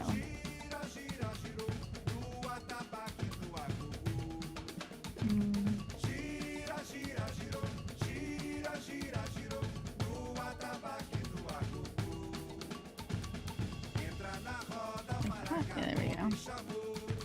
Want the thick part to be over here.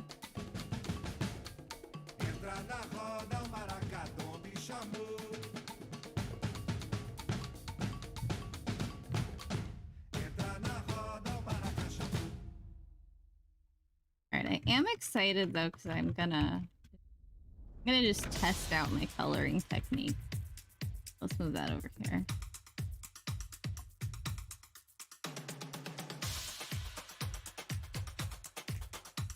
Okay, oh, that's right. That's correct. Need to make a whole young color palette. I mean, I would have had to at some point anyways.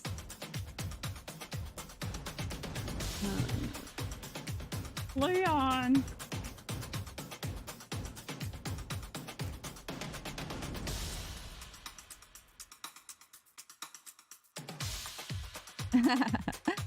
I'm glad it was a good change of pace. As energetic as it is not pop music, that's true. Alright, so I'm gonna color pick from here, but then I'm gonna adjust it because I think that all of these references are kind of dark, and I like white-haired Leon. Gray, white. Again, he's like seen too much. I don't know, we might make him a little bit blue. I was thinking we wouldn't, but we'll just yeah. Round straps. Strapping. Round straps. Gotta make sure like all the contrast feels right.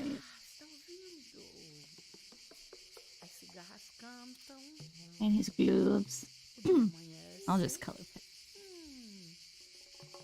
And his eyes. Just gonna pick that color. Okay.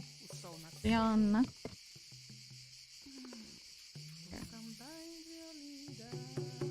I guess I don't need to put Leon in front of everything because I don't have anyone else in this color palette. I'll just do hair. Shirt. Straps. Skin. Gloves. Eyes. Gun. We don't have that.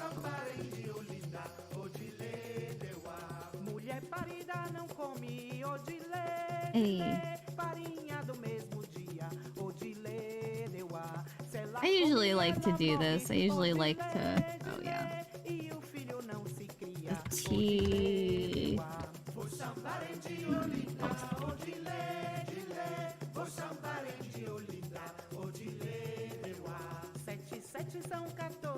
I usually like to do like a test cream.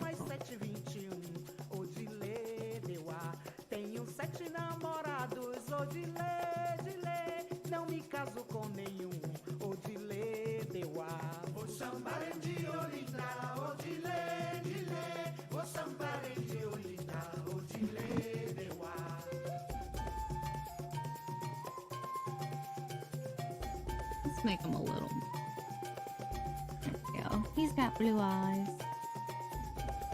Blue eyes.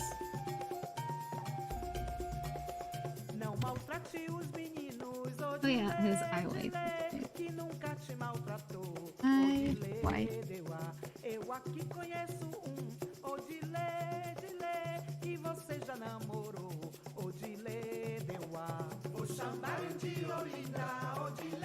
His eye whites to be a little whiter. I like when the eye whites are just a little bit whiter. Like in JoJo's Bizarre Adventure, he does that. He always makes the eyes like bright white, and I love how that looks. They always pop, so it's just like a nice graphic thing.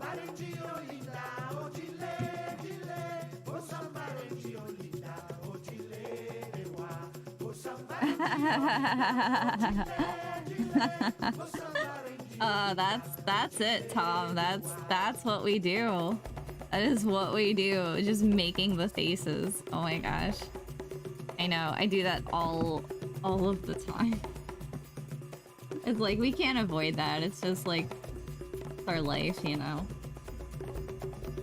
When you're animating, you're just always gonna be inadvertently just doing all of the faces and everything. Always. Always me too. Smiling, gasping, like, whoa. Oh my god. Okay, I'm gonna...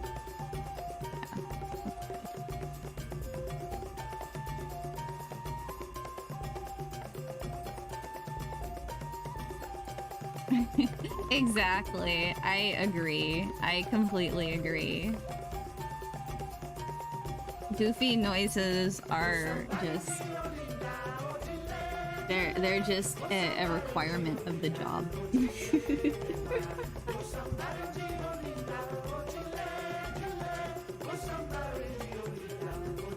Okay, that's not bad.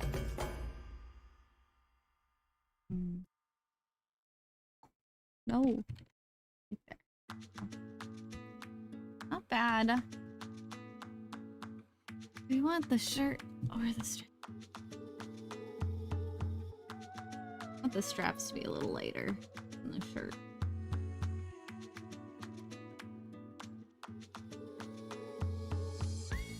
I wish I could see this in black and white. Man, sometimes when you put color on stuff and you see the silhouette actually, which happens to me every time I see all of the discrepancies in what I've been doing. Everything that's not quite completely exactly right. What about his hair? His hair's not bad. No. I don't want to make it blonde. I definitely don't want it to be blonde. That's good. Ooh, I like that. That's good. What about his eyes?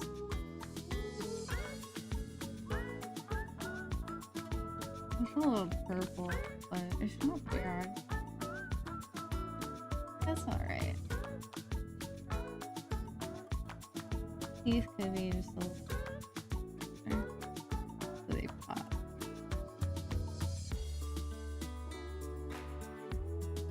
Okay. I'm feeling that. I'm feeling this. Okay. I'm feeling this. I don't know if I'll put fingernails on him. I probably should. I think if I don't put fingernails on him, I'm gonna, like, not like that. But the first thing I'm gonna do that I have to fix, but now that I see it, oh my god.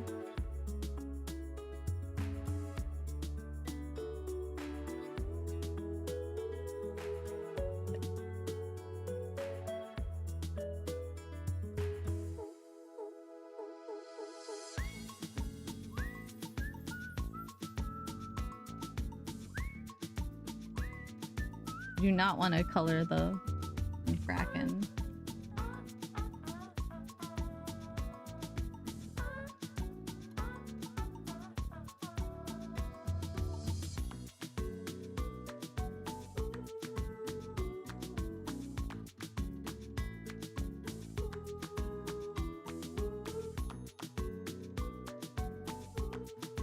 Okay, that's a lot better. Okay. It's so soft. I know. I just want to touch his fluffy hair. It's true. Should I put a better color card behind him? Maybe. See, I mean, I'm gonna kind of like have him on white. I mean, he's gonna be like transparent on a transparent background because he's gonna just be a stream alert. I have to do. I don't know, his eye might be bothering me. His like other eye, but. I feel like that's not like a big problem in the scope of this animation. Yeah, no big deal. So I'm not gonna fuss with it. Oh yeah, man. No wonder. Yeah, we're not gonna fuss with it too much right this second. So what I'm excited about doing though is that I can do this a couple times. So I don't know if you've ever done this method for adding shadows that I just thought of. I thought of this while I was like drinking my coffee this morning, like doing my yoga. I was like, how can I color him, leave his base colors intact, and then also get his... Okay. Get these... Wait.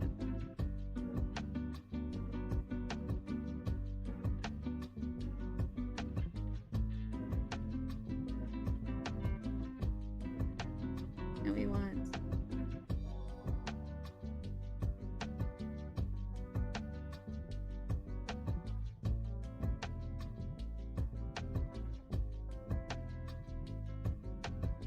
What happened? Yeah. Where'd he go? Oh yeah, it's not plugged in. I'm like, where'd he go? Okay, so I shadows. Oh, you haven't done much Toon Boom. I see. Well, I came up with a little method to make my shadows. Let's get another shirt here for this shirt shadow. Let's put that next.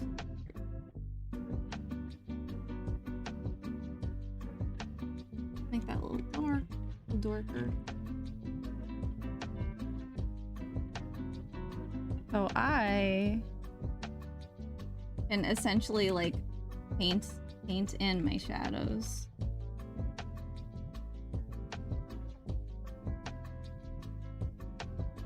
And just kind of come in here and like fill that in. Actually, let me make this with a well. Okay, theoretically I'd be doing this with a different I can just get a different brush. Oh, here, let me just draw it in with the stroke tool.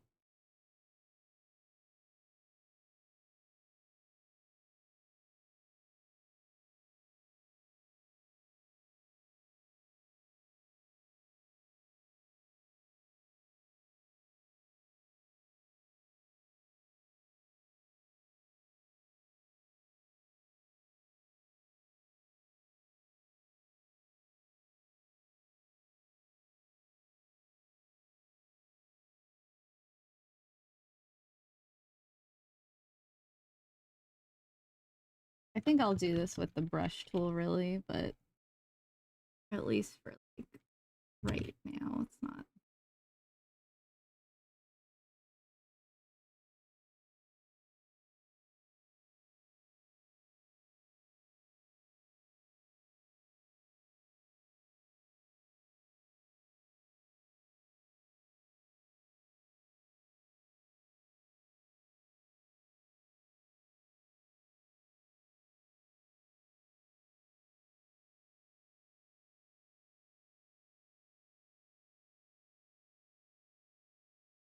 I want that. Oh no, the music ran.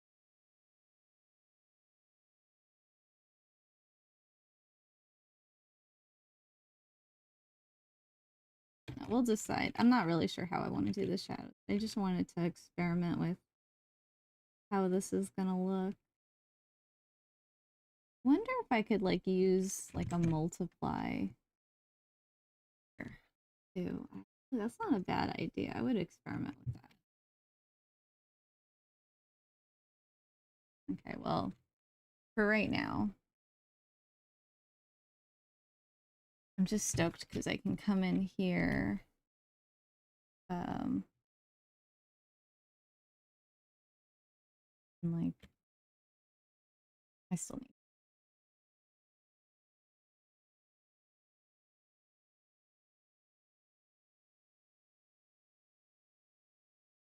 Let me get another. And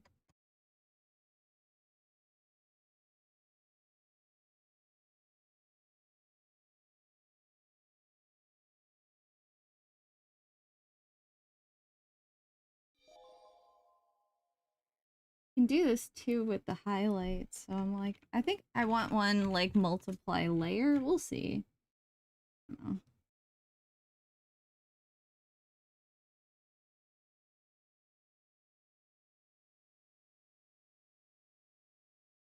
It's true. I could do that. I don't want to do it as an offset though because I want to like keep the integrity of like the forms instead of just doing an offset like I would do like in After Effects with doing like an outer stroke or something or outer inner glow or whatever, inner shadow. It's inner shadow. Cuz like that's typically like what I've done, but I want to like have just more defined shadows on him. But I want to be able to like fuss around with them like after the fact. So like if I do it like this where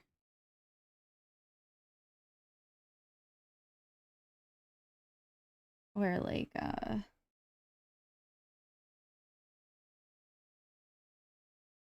I'm not on the right node. Get on the right node.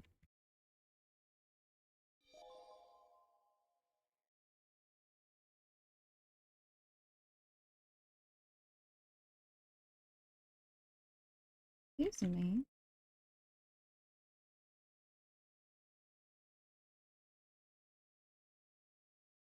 Oh, I see.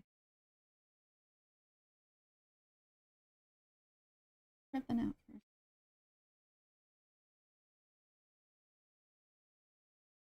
I have to that too.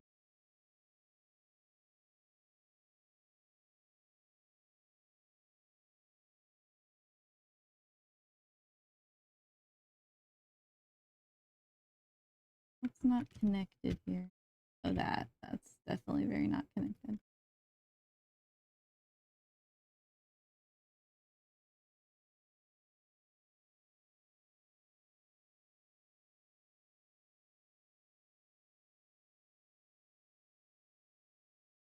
So like, you know, something like this on another layer.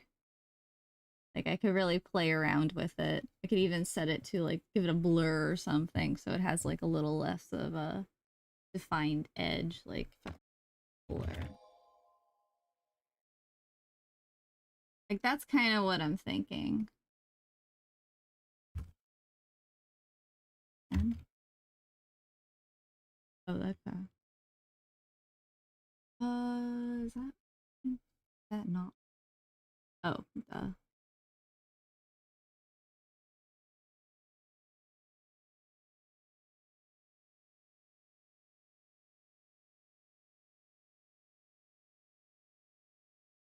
Doesn't want to seem to work, but yeah, I'm digging this kind of thing because then I can come in. What I like about this is I can come in and adjust them, so it's like I can do my shadow pass like after I do my line work and my color, and I can just like, you know, adjust it from there instead of having to plan it beforehand.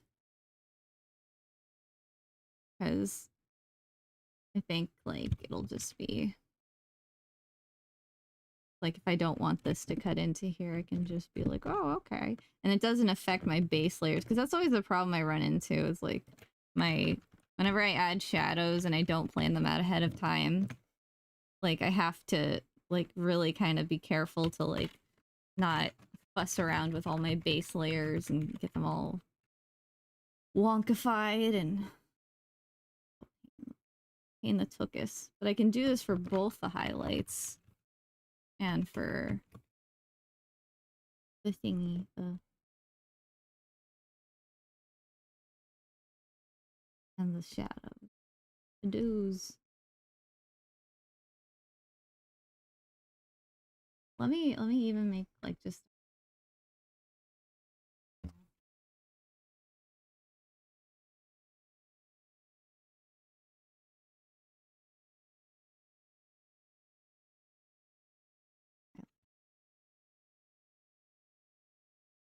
for like his hair. I think his hair and a little bit on his face will have it. I'll give it there. On the gun too, probably. Probably. This is a little complicated, but honestly, it's like it gives me more. So I'm down.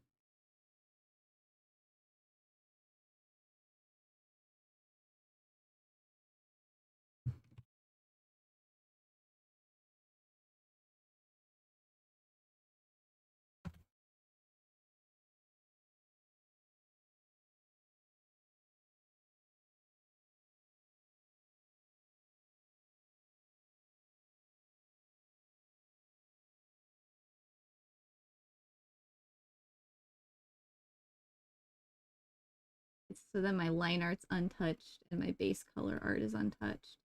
Like a little sandwich. Little Sammy. I'm gonna use this forever. Until someone makes a better method. Until the color art layer has its own sub layers. Gosh, wouldn't that be amazing? That would be it. That'd be amazing.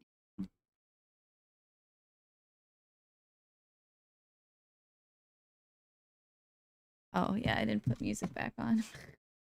I'm just like, ah. There we go.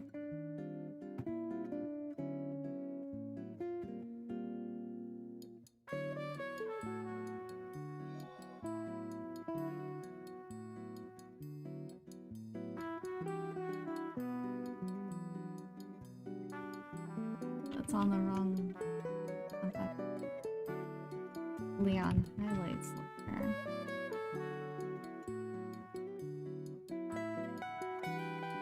Excuse me. Oh yeah, I know what I did.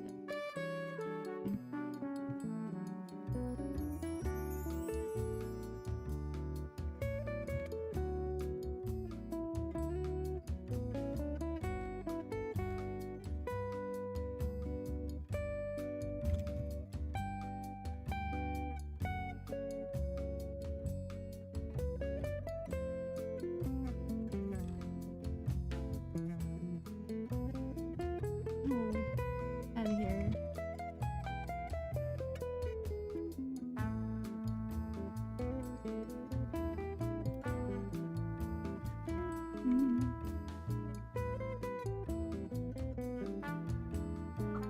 There we go.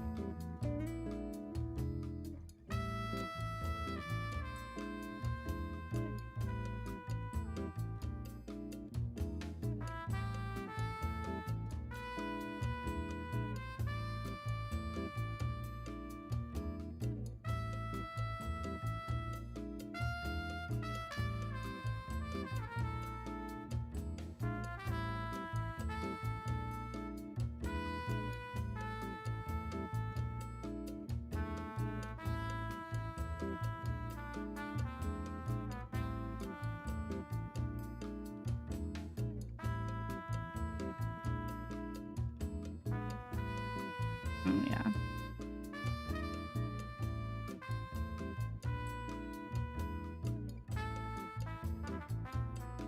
Yeah, something maybe not that much, but then you know on the shadow.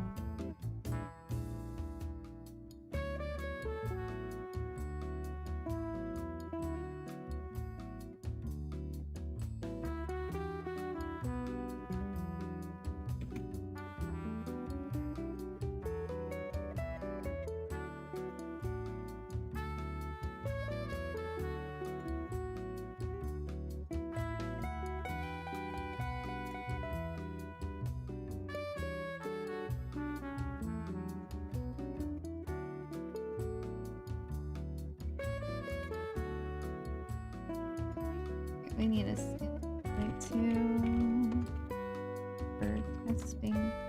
Testing.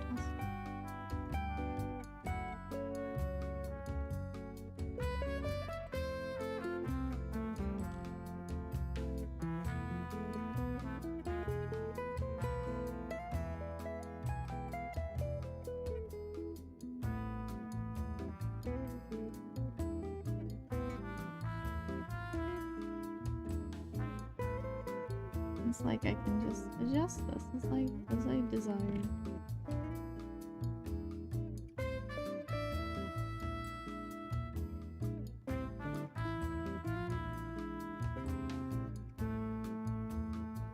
Okay.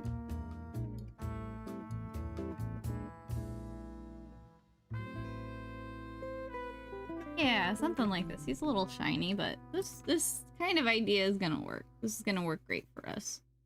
So yay. Happy with this so far. So far, so good. Now I'm gonna just continue with my base color. Bum-ba-dum-ba-dum. We'll add all our shadows after. Oh yes, here comes Steamy Leon. Nice and clean. Nice and clean boy. Getting him nice and presentable for the world.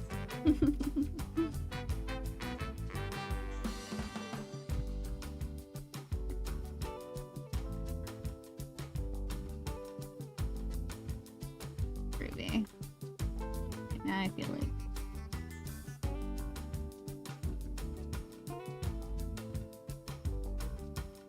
feel like this strap needs to like come down a little bit lower.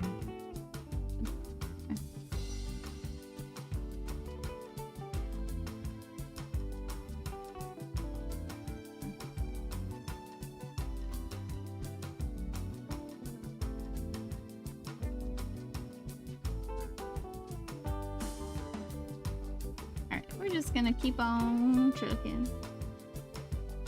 I'm gonna a black one too for the line art. Line art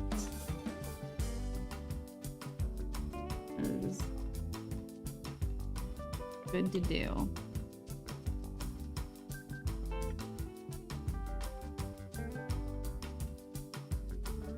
Let's get back to our chisel tip.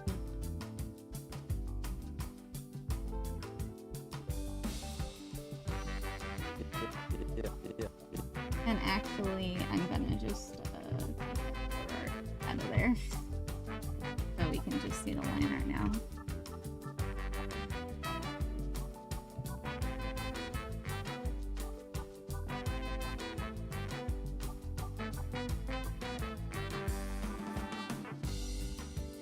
Right.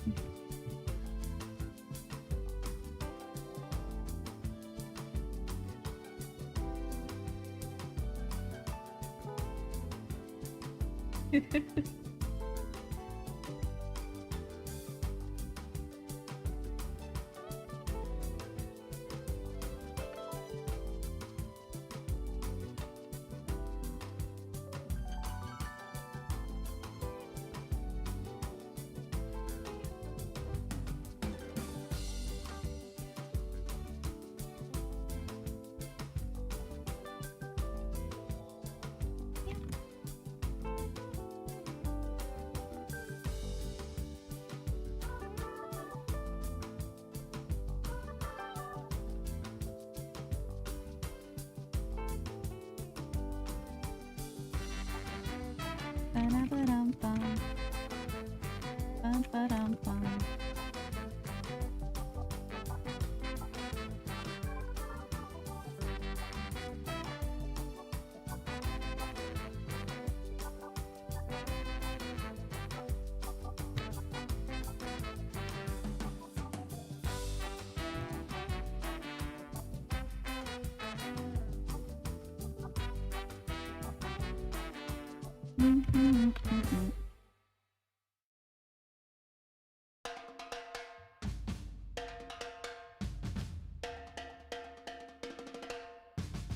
Oh.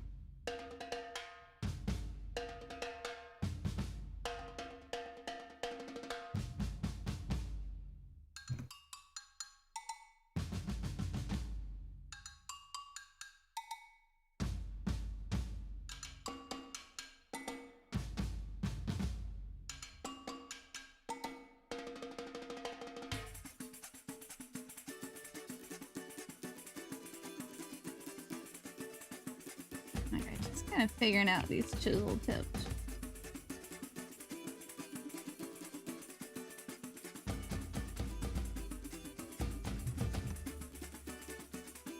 When does it chisel? When does it tip?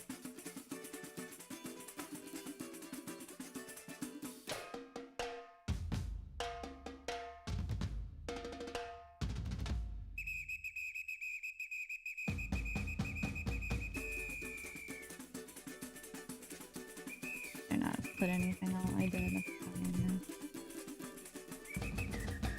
Gotta like lock every other layer so I don't accidentally do anything on it.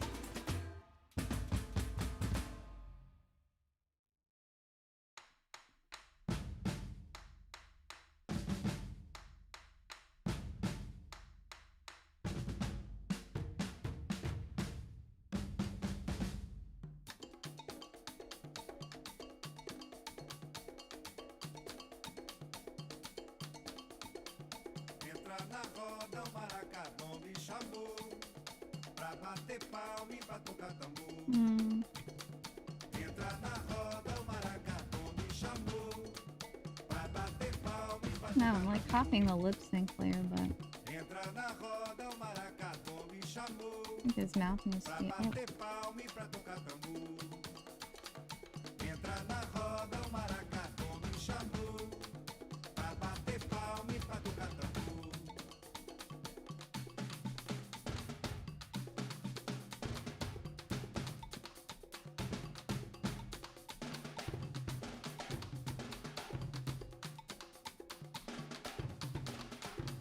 Wild world of animation cleanup. Gira, gira, girou, gira, gira, girou, no atabaque, no agogo. Gira, gira, Excuse me. gira, gira, girou, no atabaque, no agogo.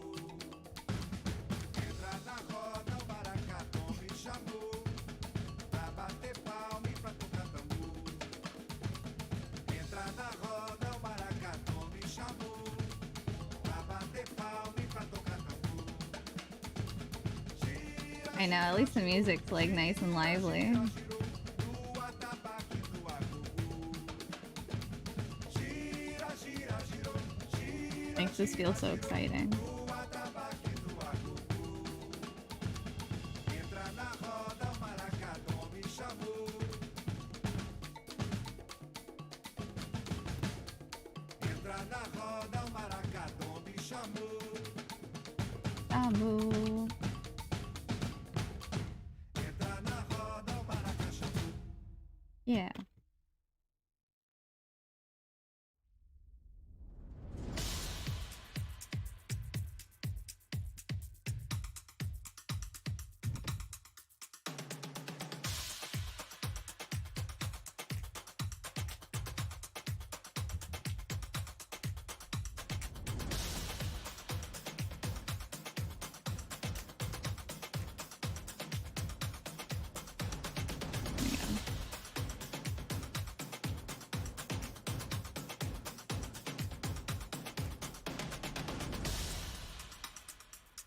Maybe I'll keep the same eyes. this time.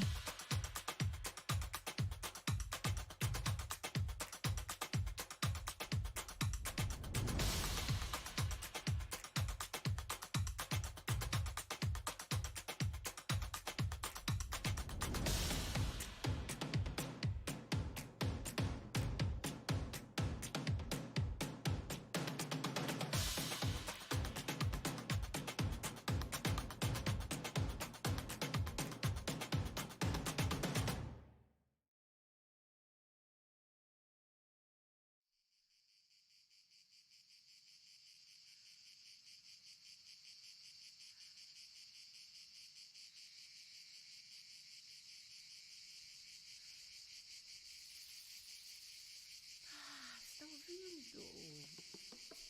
As cigarras cantam. O dia amanhece. Tururururururu.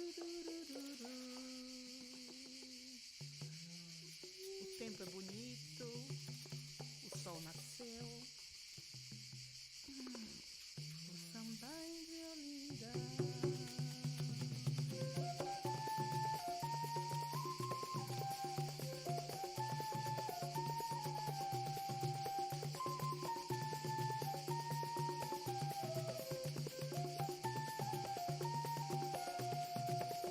Vou sambar de Olinda, oh dile, dile. Vou sambar de Olinda, oh dile, dewa. Vou sambar de Olinda, oh dile, dile. Vou sambar de Olinda, oh dile, dewa. Mulher parida não come, odilê, dilê, farinha do mesmo dia, odilê, deuá. Se ela come, ela morre, odilê, dilê, e o filho não se cria, odilê, deuá. Vou sambar de Olinda, oh dile, dile. Vou sambar de Olinda, oh dile, dewa. 7 e 7 são 14, odilê, dilê, com mais 7, 21, odilê, 21. deuá. Tenho 7 namorados, Odilê, Dilê, não me caso com nenhum. Odilê, deu a. O sambarem de Olinda, Odilê, Dilê, o sambarem de Olinda. His eyes are gonna be the most important thing. Let's be real. I mean, all of these face features.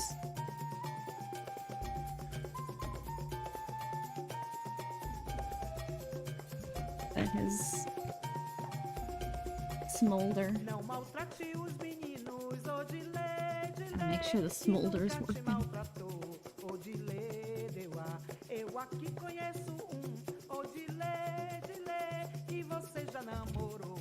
Odilê, deu a. O sambarem de Olinda, Odilê, Dilê, o sambarem de Olinda, Odilê, deu a. Vou-me embora, vou-me embora. I gotta be careful with this hairline. Porque já disse que vou. I did not define that point very well.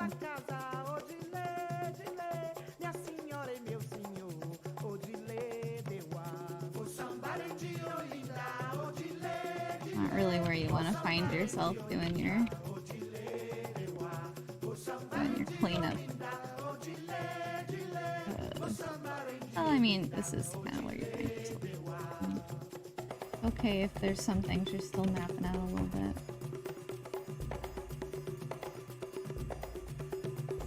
Not the end of the world.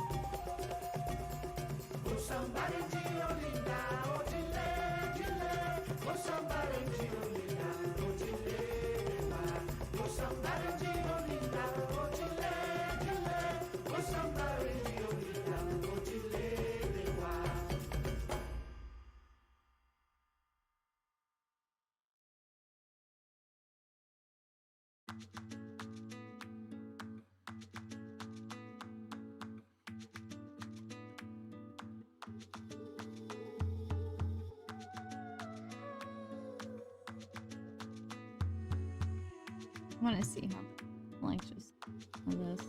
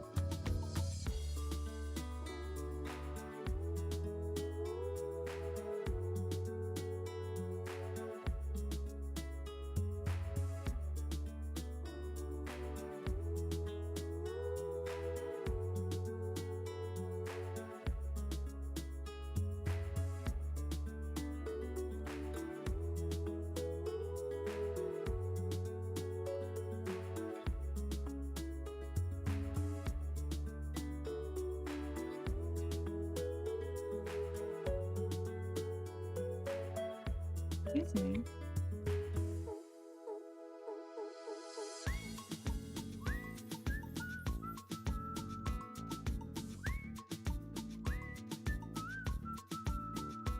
Sometimes it's just like, does not want to let me copy paste for no reason.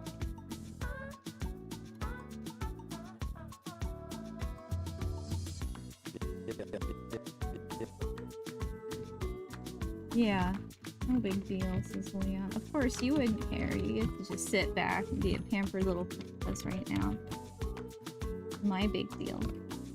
Not your big deal. Okay, he can be my pampered princess all day.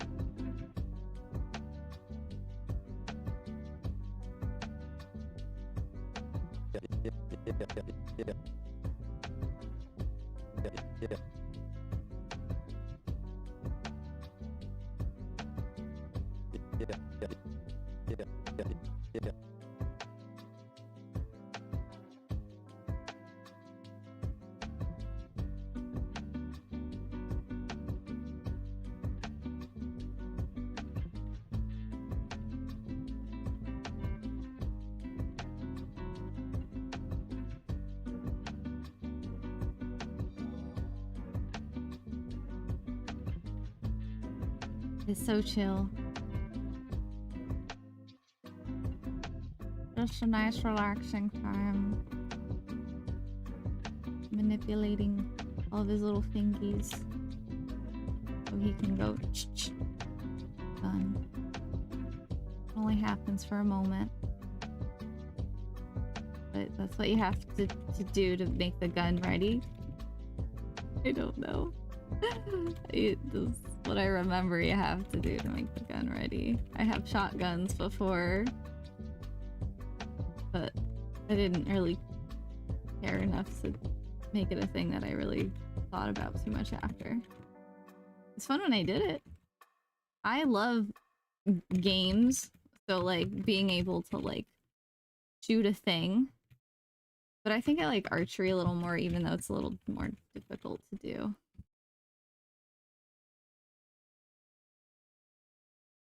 But I like, you know, shoot tiny little target. Awesome. Like, I love golf for that reason. Get ball in little hole. Yes, please. Give me an inane task to do, and I will do it with joy. With pleasure.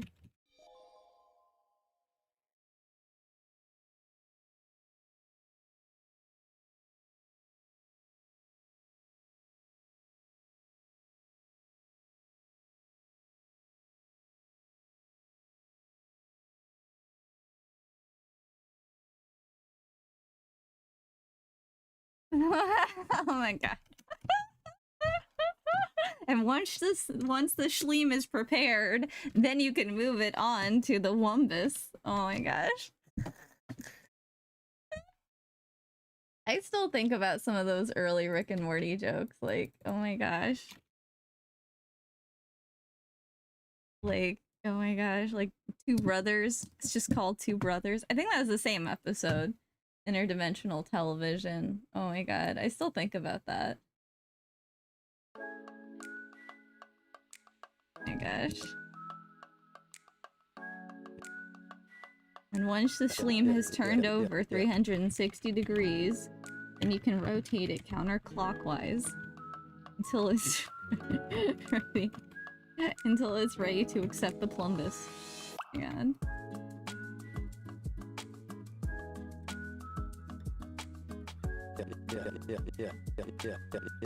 Yeah, alright, I like that. That's good. Let me just tighten up some of the bits.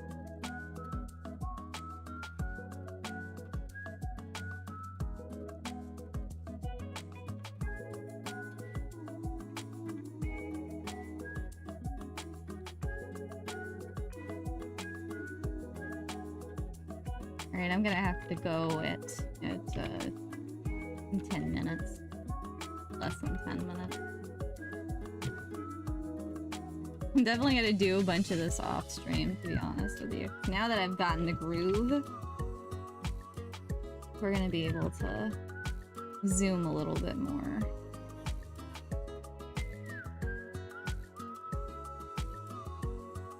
Zooming and grooving. It's always how it is with cleanup with me. It's like 10 million years figuring out the whole like style and strategy, and then a bunch of frames to get zooming, and then once I'm zooming, it's like it's faster than this. I'm not gonna say it's lickety split, but it's not too bad. I know, I completely agree. Like, it happens to me all the time, like when I like do something on stream, or like even for like one of my classes, especially for class, it happens all the time. Like, I'll be fussing with something and fussing with something and fussing with something, and then the second I go off stream or end class, I look at it, and then 10 minutes later I like finish the thing or like fix the thing. That happens so much with class. Like, I'm trying to explain something, and I'm like, and this is how it works, and I feel like it's not quite working right. And I'm like, what's not working? Like, what am I doing wrong here? And then like 5 minutes after class, like I fix the entire thing and make it look just right. And I'm like, oh my god. There's just only so much our little brains can do at once.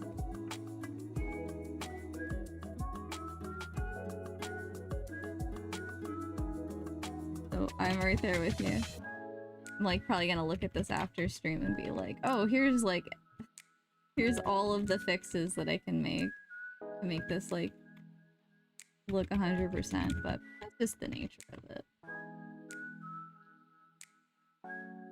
Okay.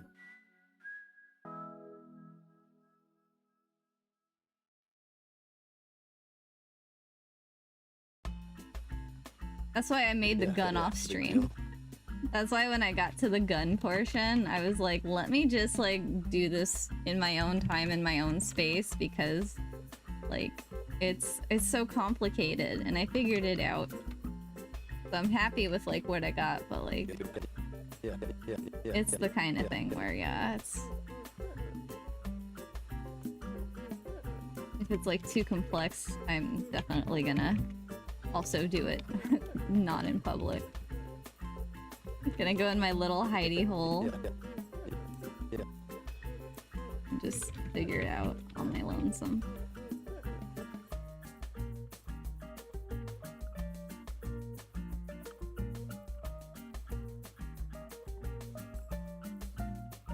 Can't gun with you watching. It's true. I can barely like draw a gun with nobody watching. Oh my god. I had to break it down like one of my characters, one of my French girls, just so I could like understand what was happening. And I did. We got there.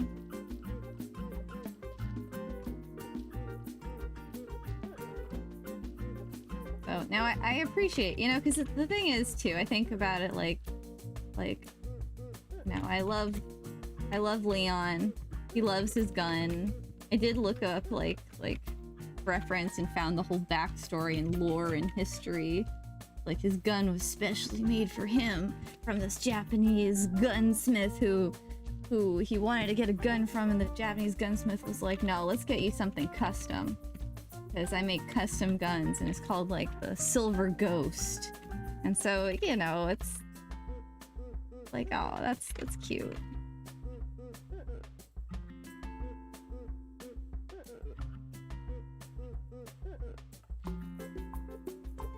Oh, I wanna pay respect.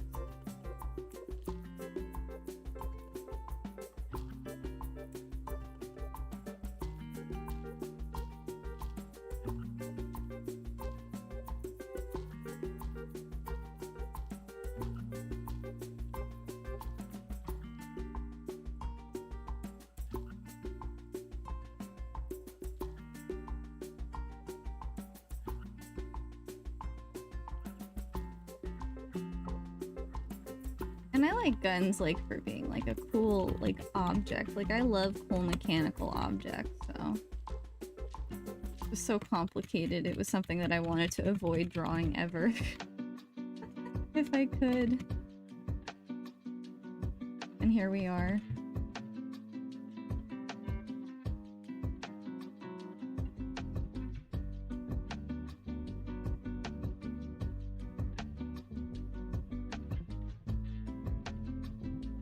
That's okay. Well, at least I'm not drawing a shotgun. Like a pistol, I can deal with a pistol. I can't deal with a shotgun. Oh my gosh, city view down shot. Oh my god. That sounds... Oh, that's... It's definitely an exercise that will make you better. I say it like that. Yeah, it's the kind of thing that I think I'd probably like force my students to do. It's like, as a student, yeah, like totally good thing to do. Because you're gonna learn a lot, as hard as it is. I mean, I do like box exercises, so I tell myself like it's not that much different, you know.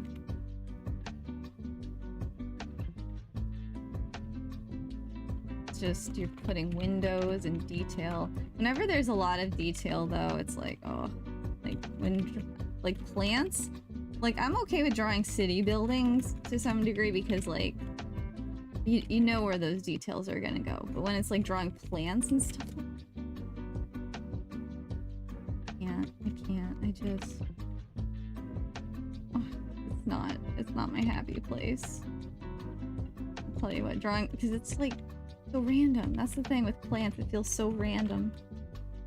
Like, where does anything go? Like, you got the big blobs and you got the little shapes and little tiny bits of flippin' detail. I hate drawing plants. I love them in real life and I don't like drawing them. But buildings, they're squares, they're boxes. I can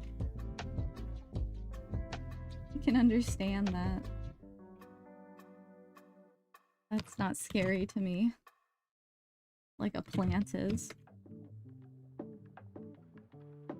And when I had to take a landscape drawing class in college, I mean, I didn't have to, I wanted to. I wanted to cover my bases. Where's Chef? I'll just say that.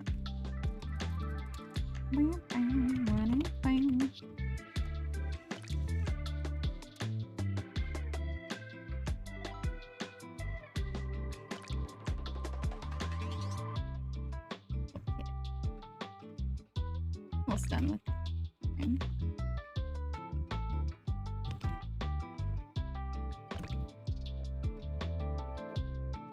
You push that peck up. That's right, buddy. What I say.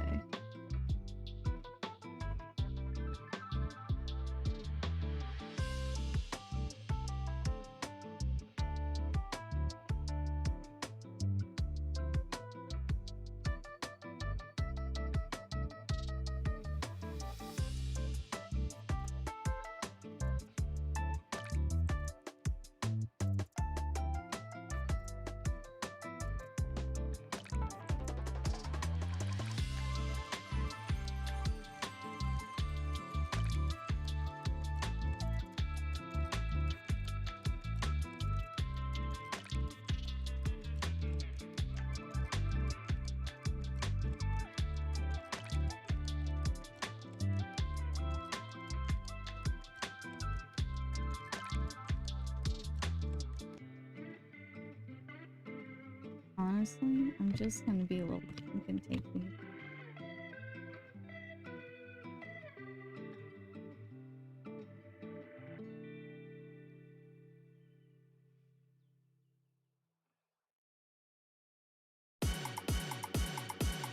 I hate this one. Oh my.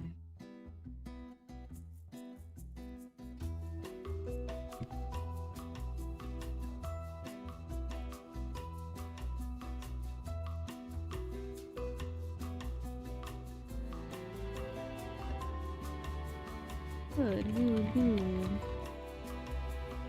Like, you know, if you don't need to draw every drawing, you're using vector tools. Don't worry about it. That's what.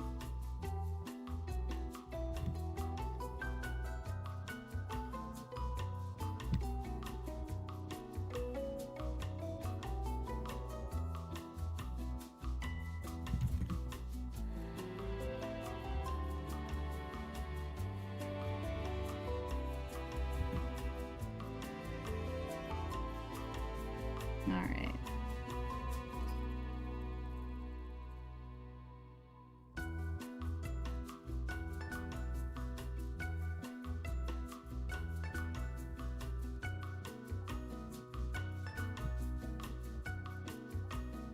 Oh yeah, that other eye. I like totally forgot about his like other eye. Literally like the other side of his face.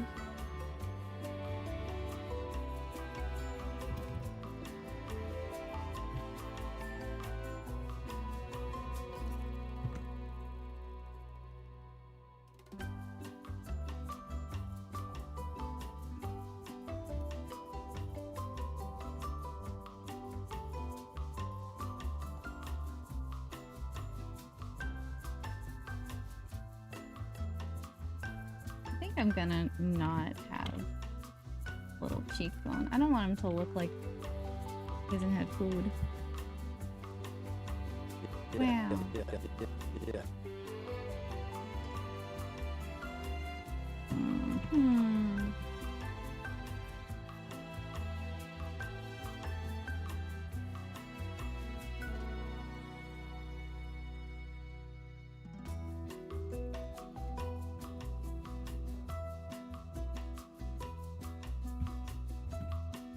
That's not quite right.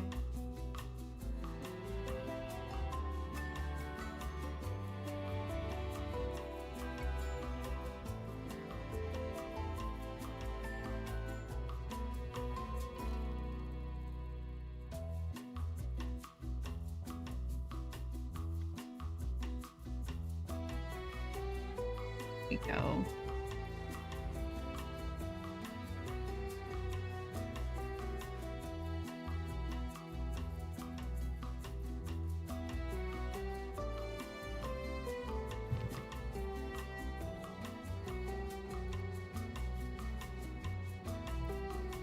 Look at him so far.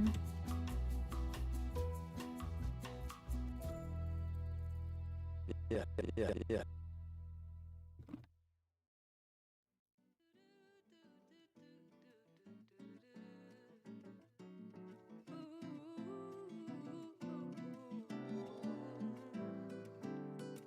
I did. Alright, so this is as far as we're getting, but we like plotted a lot of stuff out, honestly. So I'm like pretty happy because this is gonna make sure that the next bits are smooth sailing because we...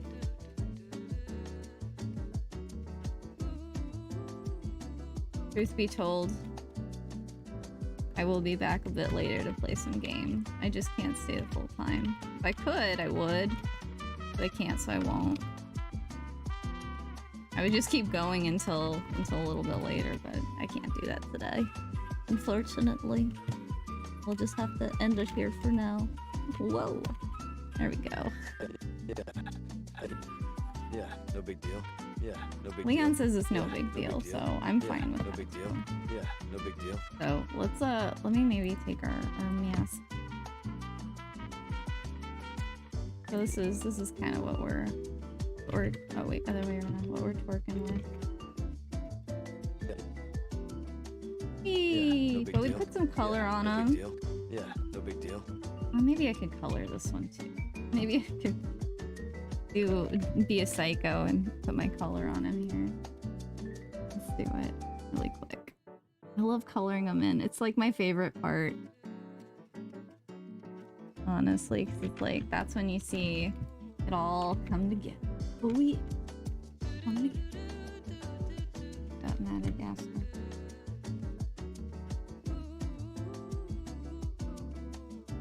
Okay.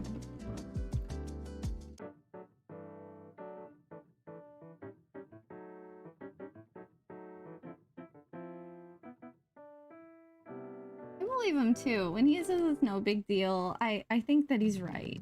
You know? I tend to think that he's not joshing me. I like to do it. Fico sentado na roda de samba. Oh, it's Fico one of my parado, favorite a perna songs jambamba. from the Smiths. Em samba, você duvidava.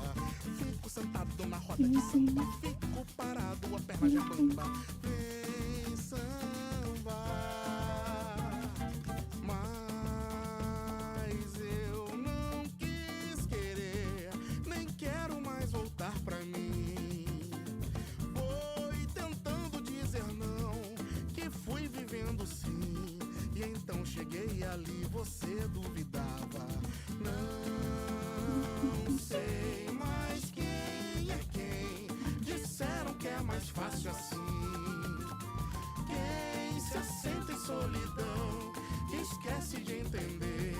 Se arrisca e perde, enfim, nem digo mais nada. Fico sentado na roda de samba. Fico parado, a perna já bamba. Vem samba, você duvidava.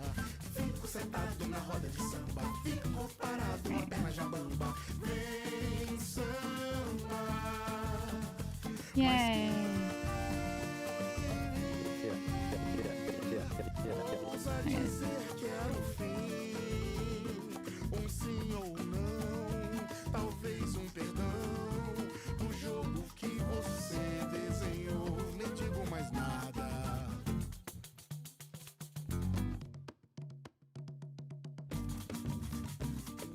Solta essa mão, menino, no big deal. Yeah, no big deal. Yeah, no big deal. Yeah. No big deal. Yeah, no big deal. Yeah. Okay, I'm not gonna like do the color for like every single layer, No but big deal. Yeah. I just thought it'd be fun to do now. Yeah, no big deal. Yeah. Oh, let me straighten it out. There you go. Yay! Deal. Yeah, We're doing it. Yeah, no It's big coming together. We'll have to do the gun like on Yeah, no big deal. Yeah, another layer. deal. And the knife too, just because again, some of those details are gonna be a lot easier to keep separate.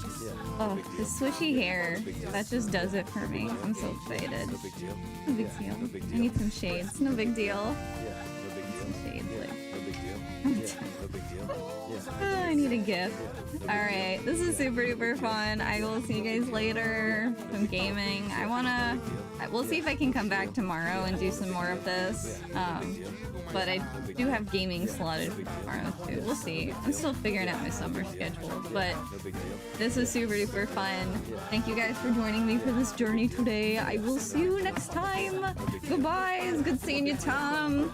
Yo, take care. Oh, and thanks for the follow. My goodness. Thank you so much. Yeah, no big deal. Yeah, Ay. no big deal. Yeah, no big deal. Yeah, You're so no big deal. Yeah, no big deal. Yeah, ARPG? no big deal. Yeah, ARPG Network. Thank you for the follow. See you next time. Bye, y'all. Yeah, no big deal.